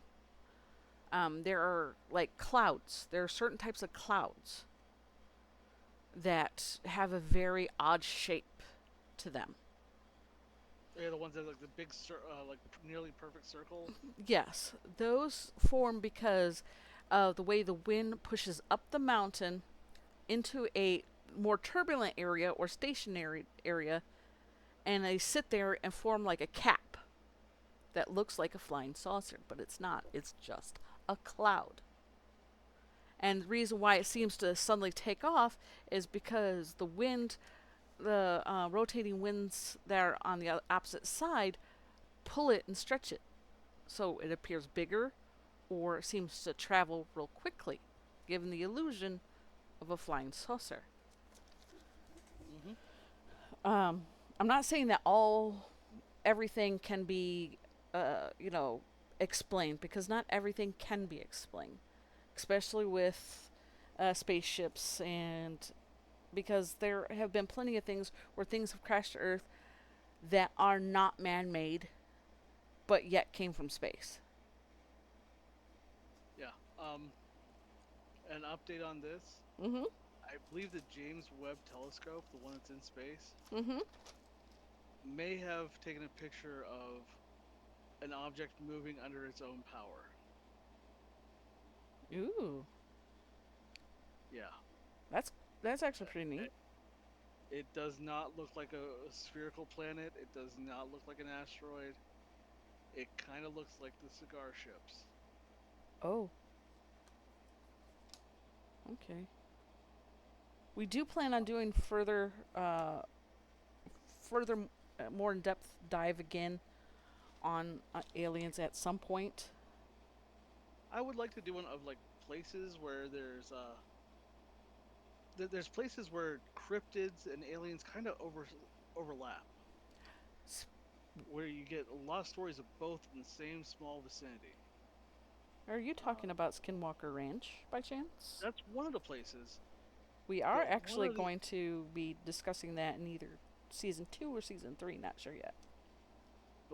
other places that has a high volume and concentration of both, Mhm. we've already talked about a little bit on this very podcast. What? The land between the lakes. Oh, yes. So Dogman, Sasquatch, Skinwalker, but there's Which also a it lot of unexplained lights. which is in the alien episode we did discuss some of that too. Hmm. In regards to cryptids and aliens, because what if some of these reported cryptids are actually an a mixture of extraterrestrial and terrestrial animals? Because some could have copulated and created a hybrid of some kind. Very true. I'm just saying that a possibility. Um, But I have yes, to say, I like the way Sasquatch looks a lot better than this thing. we're not there yet. I know. So chill out. Wait, wait, Um, wait, wait, we wait, we wait. did go into a. Okay, waiting. Yes, please wait, wait, wait, wait, wait, wait. Wait, wait, wait, wait, wait. Waity, waity, waity, waity, waity.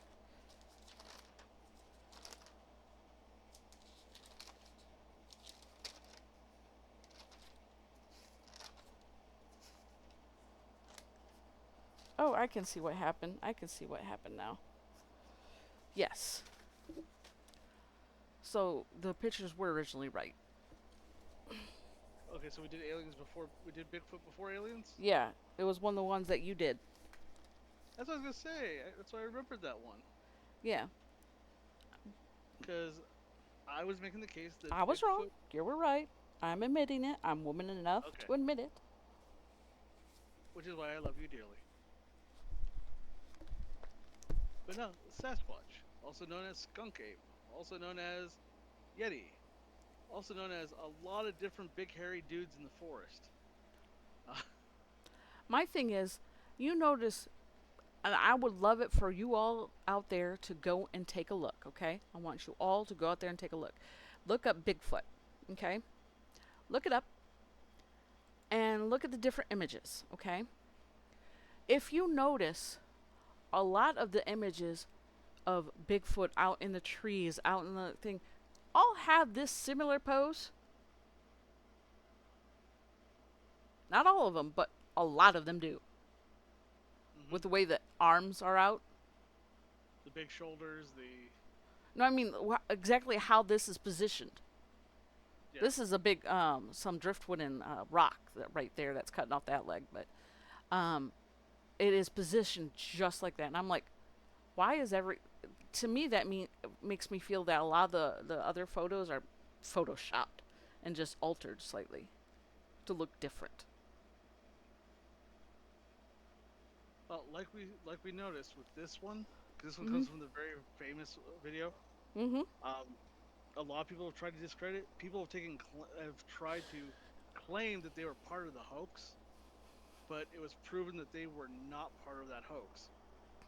To this day, this footage has not been debunked, No. not through any legitimate means.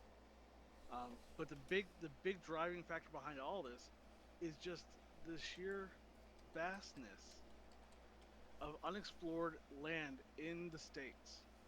And I'm sorry to say this, but Europeans have no concept of that. Yeah. They do not realize how big this place is. Um, you can drive across England in less than a couple hours, and a couple hours here might not even get you out of the same city. Um, and if you're talking about places like the deep forest, especially up in Canada, Mhm. there's so much acreage. It is inconceivable for us to have mapped everything, let alone actually been boots on ground to see everything. Right. And like I said, a breeding population would only need about 1,000 members at the very least. Now, the sheer number of, if you lump all of them together, like Sasquatch, skunk ape, Just so you can wild see. man, See the same pose. I mean, it's not. I can tell that's CGI or an altered picture, but same pose. yeah. But there's also a lot of trail cam footage right now that's coming out that's not this pose, and it's Yes. getting harder and harder to disprove.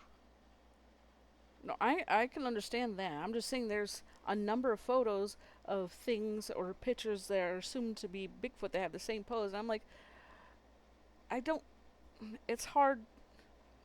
It's hard to accept the same pose over and over and over again as a That legitimate too. source. Yeah, there's also a lot of misidentification as well too Yes. of big hairy things in the forest. Have you anyone in here seen the video of the bear that stands upright and moonwalks away from the pack of wolves? No. If you ever get the chance, go ahead and look that up. Bear retreat, bear moonwalking. It's hilarious to watch. I This bear believe you. just nopes out. I Um, believe you. and bears get up on two legs. They'll waddle around, but they do not walk like this. No. And So if something is moving quickly on two legs, it's not a bear. another thing is um, believed that it. I don't want to missay the name of the suit, but a ghillie suit. Yeah, ghillie suits. Yeah, where a lot They. of military will use those types of things for camouflage. Mm-hmm. Um, from a distance, could look like fur, depending on what manner of a suit it is, and could have been mistaken for Bigfoot, especially if it's Very a true. big dude. But again, there's the possibility of Bigfoot out there is an actual credible thing. They found skulls of what they believe to be Bigfoot skull Mm-hmm. that matches no mammal or animal on Earth. Yeah, the biggest problem with trying to identify Bigfoot is the stigma against it. Yes. The number of people who, and sadly, it's a factor of the people who are in the most likely places to see a Bigfoot are not always the most educated people. Well, Um, it's not just that, but they don't. A lot of them don't want to say anything because they don't believe, or they believe people won't treat them right. right, because there's a big difference between a person walking up with an Oxford accent trying to tell you about something that they believe is real versus Jim Bob from down the lane who you're fairly certain may have married a cousin saying And about how he smoked saw one the too big hairy many. man. Yeah, and that's the sad truth that people do not want to associate with the Eh, it's the terminology the redneck of the Bigfoot hunt. because they think that, oh, they probably just made it up to get rich. Right, And but that's there the are sad thing about it is there very well could be Bigfoots out there, and it's just so incredibly small, such small group of these creatures that they go most of the time unnoticed because they might be that yeah. endangered. One of the most interesting possibilities of seeing Bigfoot was actually almost caught on camera by a national TV source. It was the TV show Survivor Man, Hmm. and he found what looked like maybe a bed that was just built into the grass. He thought it might have been a place where a moose had laid down. And he came back later and said, that was no moose bed. But something made noise not that far away from me, and I did not want to draw any attention to myself with just me and my camera. He went on Bigfoot hunts after the fact to that same area. They weren't able to catch anything, but he was very much scared for his life at that point. Yes.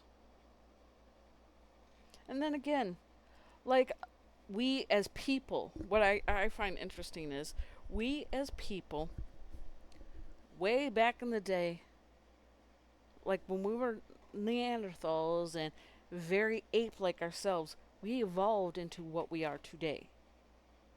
What is to say that this or any other cryptid isn't something that has begun evolving or has already been evolved? Yeah, or it's something that hit its peak and it has not gone any further. Yeah. Yeah. So it is definitely a possibility. Alrighty. That was episode 8, and the episode 9 was aliens. So what is episode 10? Does this place look familiar to you at all? It's been featured in many movies.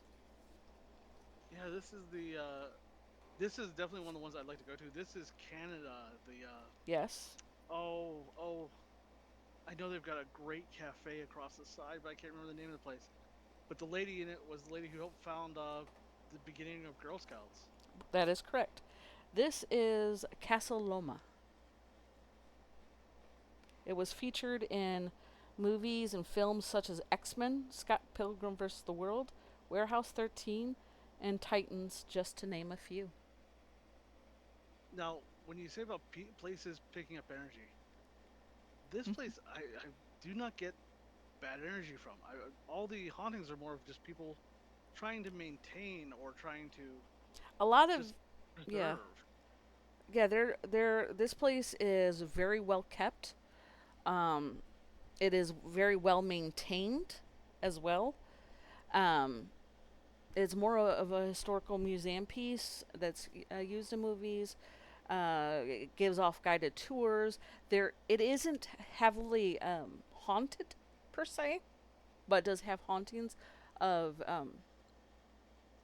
of oh good lord, I just said it not too long ago. A white lady. Well, there's a white lady there, yes. It is like this, the spirits that aren't intelligent, but Oh, yeah, residual. residual, Yes, residual. residual. There we go. Residual hauntings between the owner, the very first owner of Casa Loma, who was Sir Henry Pellet, a well-known financier and soldier whom obtained the title of Major General of the CVO, and he's seen a lot looking out the window of his office area, as well as wandering the halls. The lady in white, which is believed to be his first wife, not a maid, because she died of a heart attack, and is seen pacing the halls in more of like a mournful state. She isn't very. Neither one of them are very angry spirits. Then there is a. You get a lot of disembodied voices, a lot of footsteps that aren't there. Um, Another spirit that is known to haunt the tunnel system area is, let's see here, he had a very particular name, which I'm looking through my notes, which I'm glad I kept all my notes. But he is known to do the scratching, the tugging of the hair, but it's more to, not in an aggressive manner, but more to keep people away from the barn, the carriage house, the where the horses were kept, because he took care of the horses for um, Sir Pellet. Let's see here. What was his name? Oh, his name is Mr. Happy. Oh yeah. But he was We're- actually Sir Pellet's friend, a close confidant, and he took care of all of his prized horses.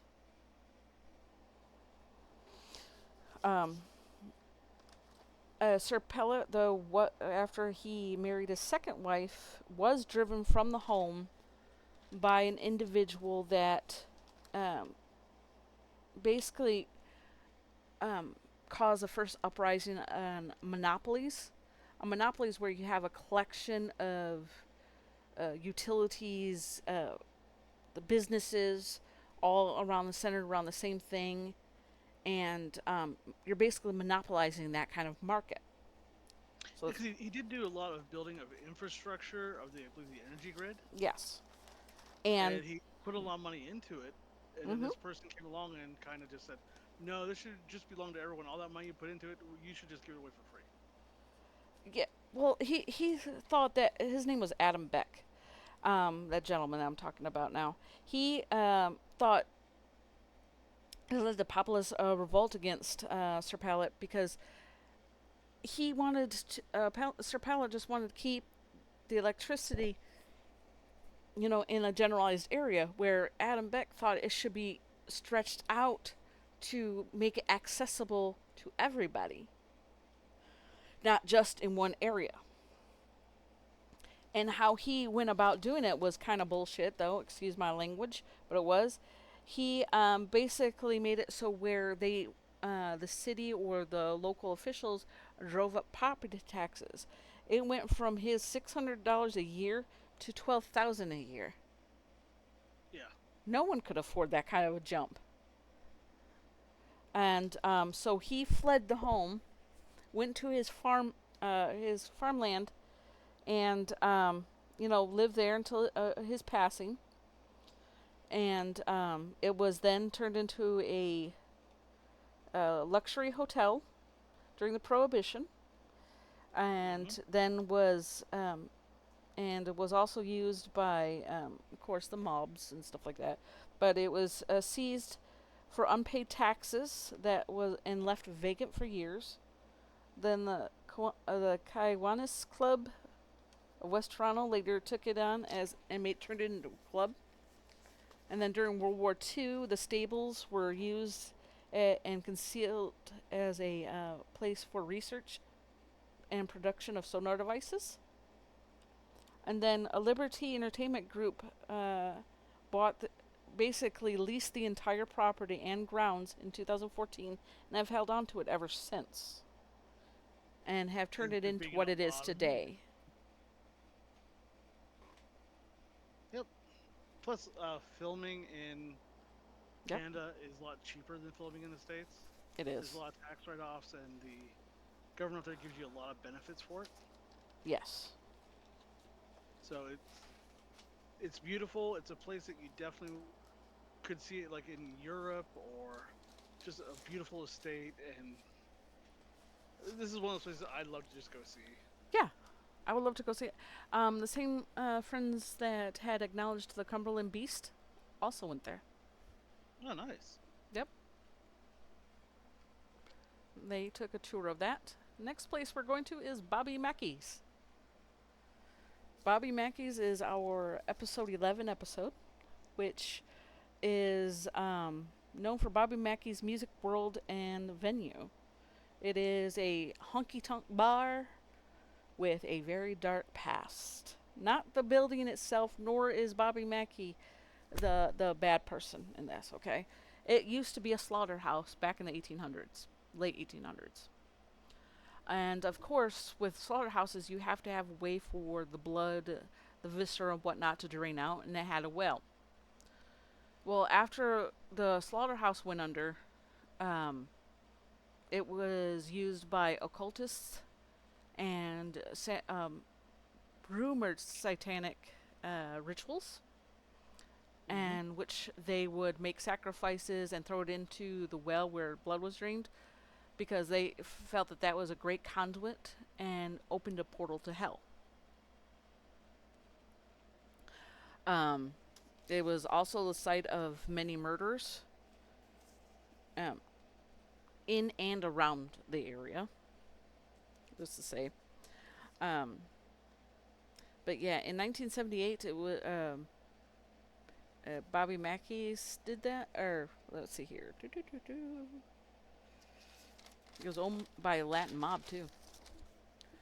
Um, yeah, a very young, well-known country singer Bobby Mackey purchased the building in 1978 and turned it into a renovated music venue and country western honky tonk bar loved by all. I mean, people would line up the door to come here.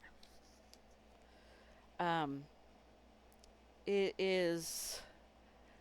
I mean, it had people like let's see, George Jones played there, Merle Haggard, Richard Skaggs, and Bobby Mackey himself played there.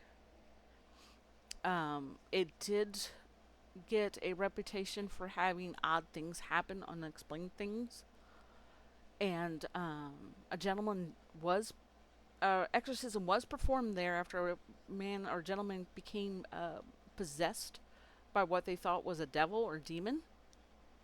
But I found out it was when they revealed the name of the individual that was possessing the gentleman, who was let's see here, the name of him was Carl Lawson, but the person who was possessing Carl was actually Alonzo.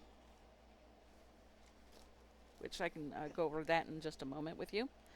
Um, but this place was featured on hard copy, Geraldo, sightings, Jerry Springer, A Current Affair, Lifetime, and such well-known, renowned paranormal investigators like Ghost Adventures, Ghost Hunters, Paranormal Investigators of Milwaukee went there and have done investigations and have gotten activity. Um, but this place is believed to be have a lot of, physical touching, scratching, pulling, a lot of dark, oppressive natures. It's believed to be haunted by two women, Johanna, which he wrote a song, um, but it is believed that it was a song about him and a woman. That just to give her some kind of history, but no known real history about her is it actually exists. Okay. Um, she actually killed herself by poisoning near the area, but still seen there. And there was another one who was attempted to found out she was pregnant. The boyfriend tried to talk to her into an abortion. When that didn't work, he got his friend Alonzo to help uh, get rid of her, and he actually took her head and threw it into the Ohio River. But he's the one who ended up possessing Carl Lewis. Or Carl Lawson, sorry. Yeah, the exorcism is actually recorded. You can find it online. It Um, is not, Go ahead. I say, it is not being performed by the Catholic Church. No, it's not. Be mindful of that. Because Um, exorcisms can be performed by any religion. Honestly, they have their own different versions. exactly. So if you're expecting an old priest and a young priest and a girl spitting up pea soup, that's not what this is like. No. And if you go to our episode featuring Bobby Mackey's, which is episode 11, I do in the description link the all three uh, cuts of the exorcism itself, the actual exorcism that was done, the people involved in everything. Just to let you Now, know. in our youth, Mm-hmm. Bobby Mackey's was part of that zeitgeist of the satanic panic. Mm-hmm. It was very much used as an excuse to say why you shouldn't do certain things, why you should be scared, why you should, Belief in uh, God and the devil.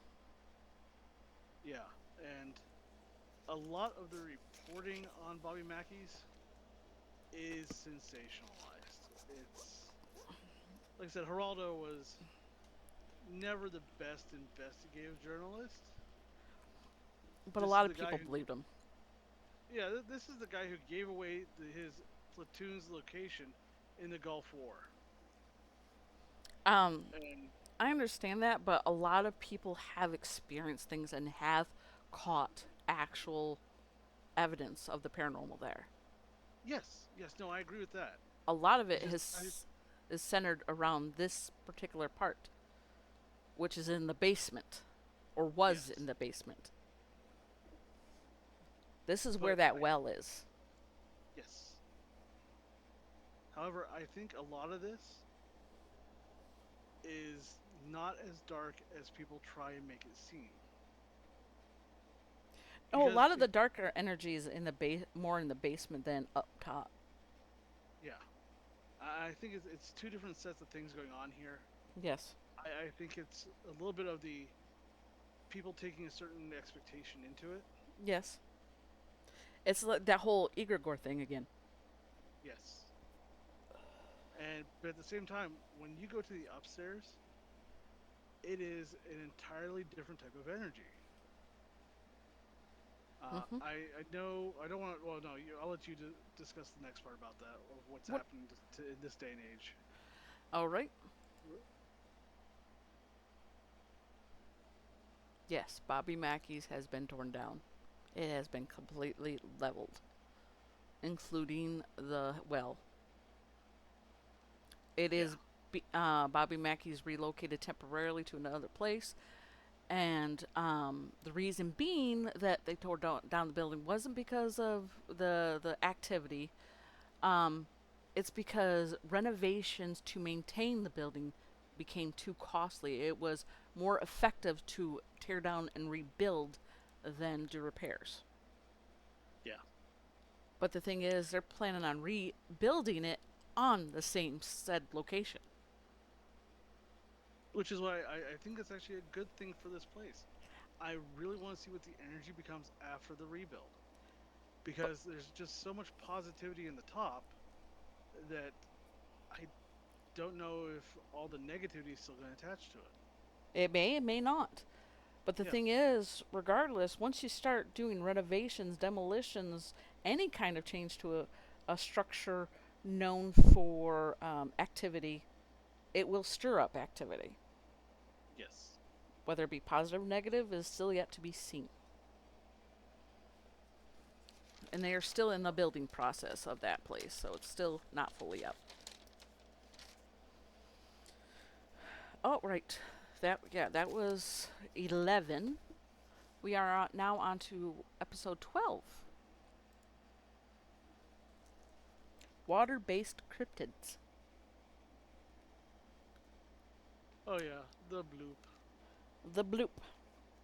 It and this is a picture to show size, the size difference between a blue whale, which is one of the biggest whales we have on Earth, to um,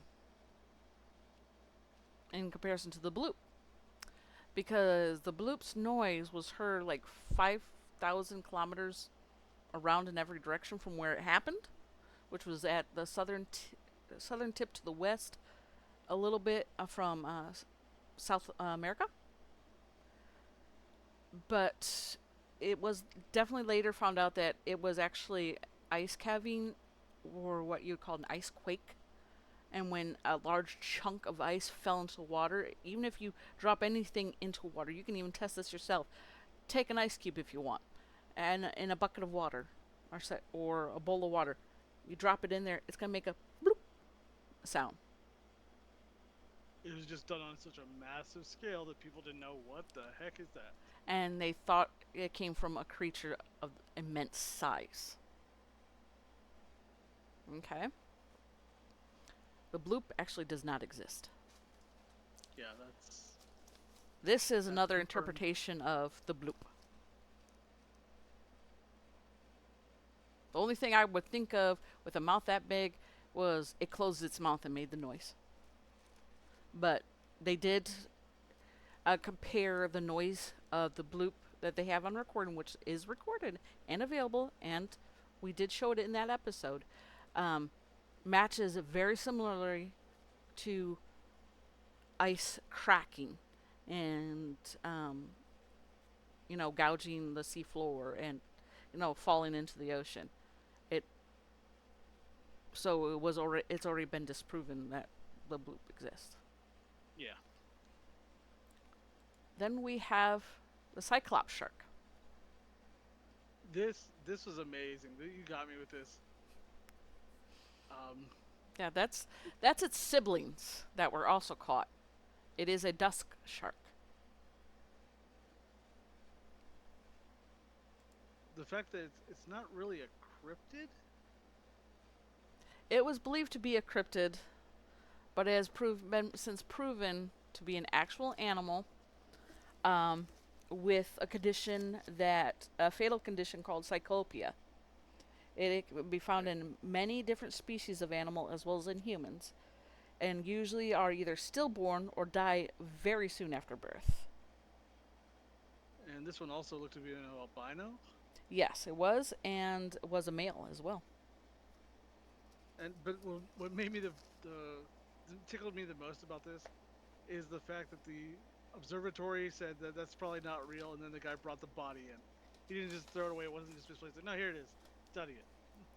And they did. The National Geographic science department did it, as well as another science department took X-rays of it. It's all legitimately a real animal. with a condition called cyclopia. You can definitely look it up. Yeah, I like learning about this little guy. It was caught near, looks like Cerralvo Island, I believe it is, which is off the west coast towards Southern California. And it was seen in 2011 by fisherman Enrique Lucero Leon.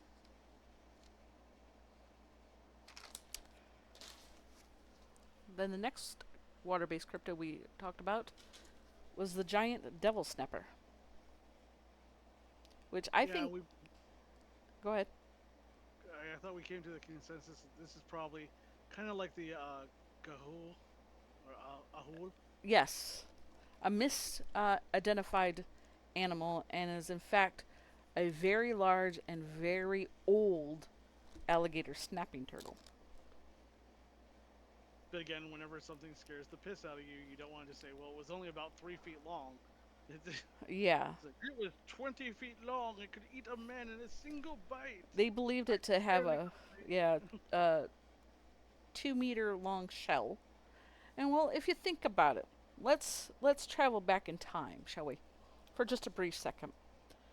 Back then, there wasn't a lot of threats to animals, to sea creatures, you know, and they were allowed to grow and live as long as, their genetics allowed them to. Kind of like with goldfish. Goldfish, nowadays, if you buy a tiny little goldfish and put it into a large tank, it will continue to grow into the size of a carp if, kept healthy and taken really good care of. Yeah, it can match the size of its environment. Exactly.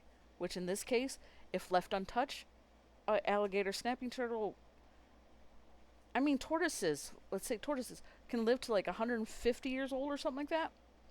Who's to say an alligator snapping turtle can't live that old or get that big? I thought the Galapagos was 250 years old right It, now. It's still. still, you know, Yeah. that proves my point that, it could happen. No, I agree completely. And just like alligator snapping turtles look like frickin' modern day dinosaurs. They are Oh yeah. extremely aggressive, but highly intelligent. I found something out about them the other day. What? They can jump.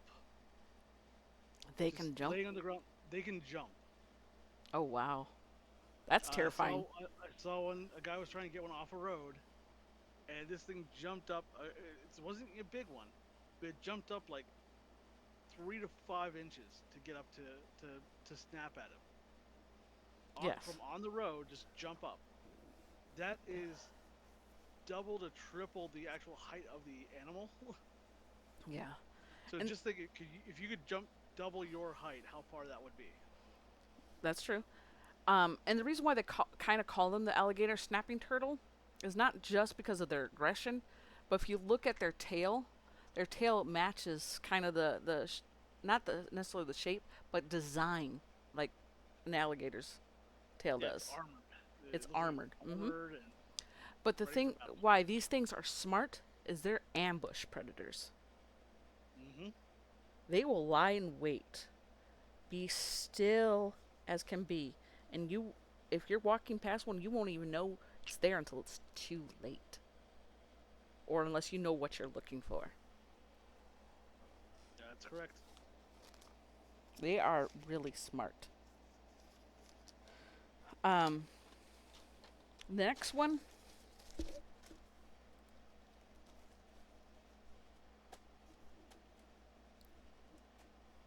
The Kraken. yes, the kraken. Again, a tall tale told by somebody who's seen something bigger than they thought they'd ever seen it before. Octopuses can be relatively big, Hmm. and then you get the giant octopus. Okay, Hmm. but in this case, um, it was a giant squid, or believed to be a giant squid. I found out there are ones that are bigger than the giant squid. It's called the colossal squid. Yeah, and that's showing a very large ship on this picture. Yes. You gotta remember, a lot of the ships where these legends started from only held like 10 to 20 people. They didn't have multiple decks. Mm-hmm. If you were in a Viking longboat, it would, yeah, the size comparison right there. Think about that. You're in a Viking longboat. The longboat itself is about 12 feet long, Mm-hmm. and you accidentally pull up one of these suckers. You're fighting a monster of the gods. Yeah, a lot of like whales will eat giant squids, and that's where you'll see Mm-hmm. like the lashing marks where the squid fought back. That's where a lot of those the scars you see on the whales come from are from them eating or fighting a squid. I believe it's the sperm whale or the beluga. Blue whales too. What's the blue whales too? Okay. Mm. Beluga Yeah. can't. They're very. They're on actually on the small side. Okay. They're more like in comparison to a fat dolphin. What? I'm Just being that honest. picture in my head. No, I understand. I understand why you say it. But see, the blue whale. Okay, here is a truck, like just a dump truck, that we people can drive.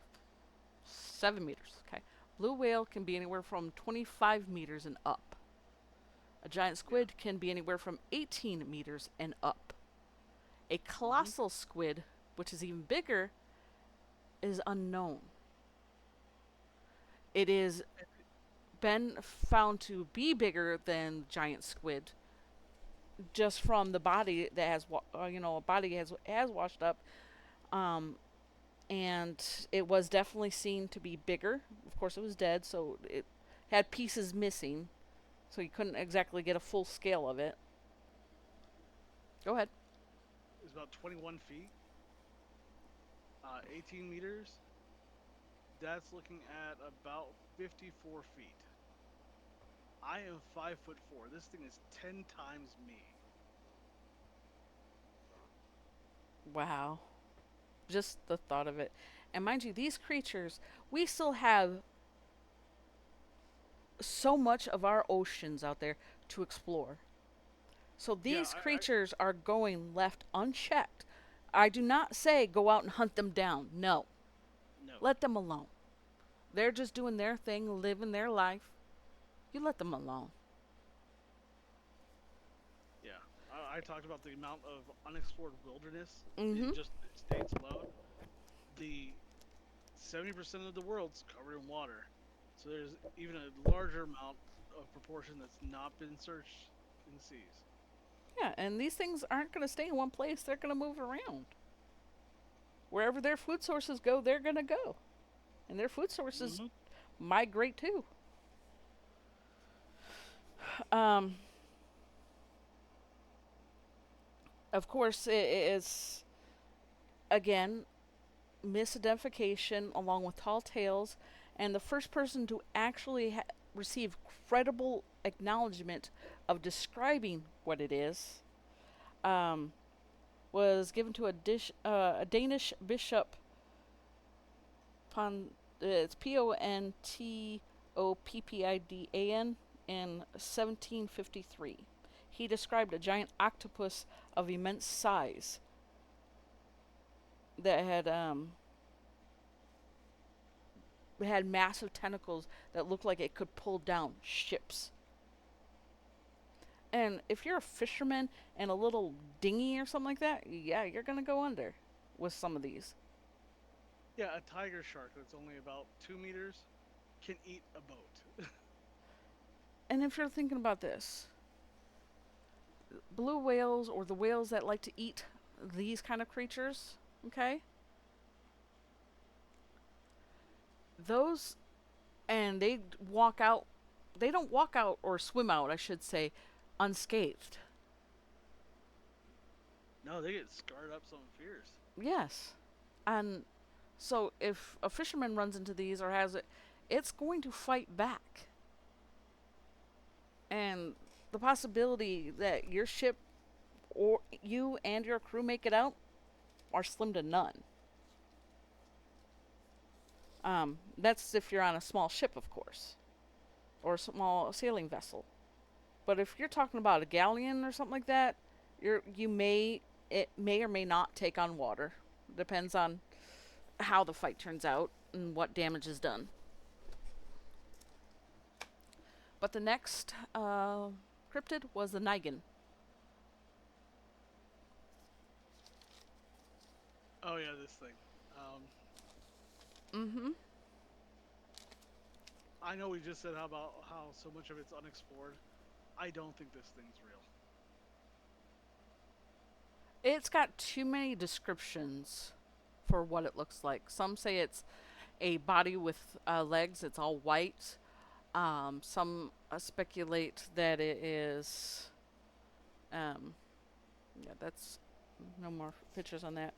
It's just a lot of different descriptions. Like its eyes. Eyewitnesses claim that it's a humanoid build, a humanoid in shape with legs, arms, five-fingered hands, sometimes seen with fins and a large mermaid-like tail. Is reported to have tentacles. Some say that it is small and armless, bipedal, human. I mean, descriptions are honestly All inconsistent over the place. Yeah. to fully describe the Nigan. But, and with this picture, to me, honestly, it could be simply ice. Yeah, this picture looks a lot like ice to me. Like how it Um, causes a water wake from various parts of it, and which make it look like it's a creature with arms. hmm The other side of it, like I mentioned, whales have bones in their fins that look like fingers. That is true. So if it was dead, floating there, and scavengers started to eat back a lot of the flesh, it would look like hands. Yeah. Um, Don't believe us? Look it up. yeah, no, look, we pulled up a skeleton last time. I don't think we have that Yeah. picture right now. No. But then there's just so many different descriptions. I think it's just people are using it as a catch-all. Yes. And the thing is, apparently, local officials in the areas that it's sited in um, are trying to keep it under wraps and don't really want to uh, spread hearsay out. And that's because they don't want people going out trying to find this thing if it is out there and getting themselves seriously hurt or possibly unalived, and as well as an attempt to keep scrutiny away from their scientific whale research programs. There's also a lot of illegal whaling Yes. that goes on close to these places, and if my hunch is correct, it might be the body of a whale. It could shed light on illegal activities that are going on. Mm-hmm. That is honestly the truth.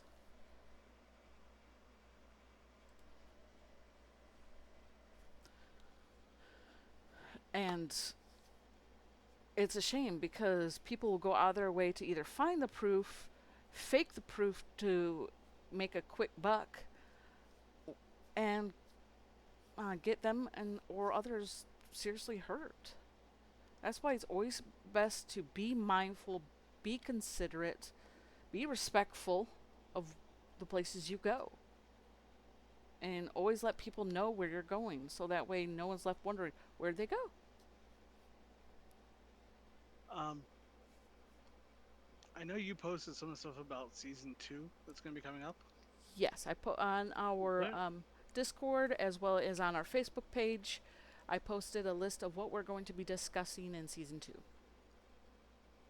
when are we going to be back on the air for our next episode?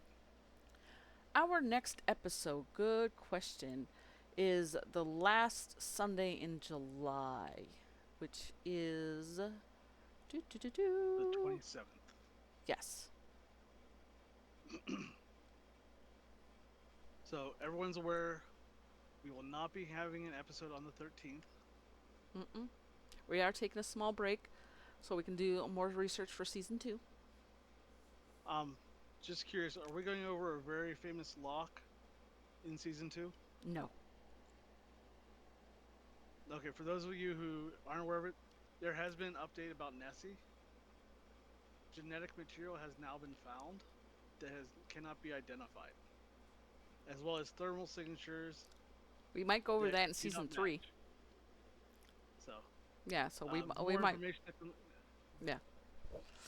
Um, just to give you a insight into some of what is going to be going on in season 2, if you're curious. We're going to be talking about Roanoke Island, Mm-hmm. Penhurst State Asylum, um, Okigahara, Yep. and that is just 3 out of the 12 places and or things. We are going to be talking about, let's see here,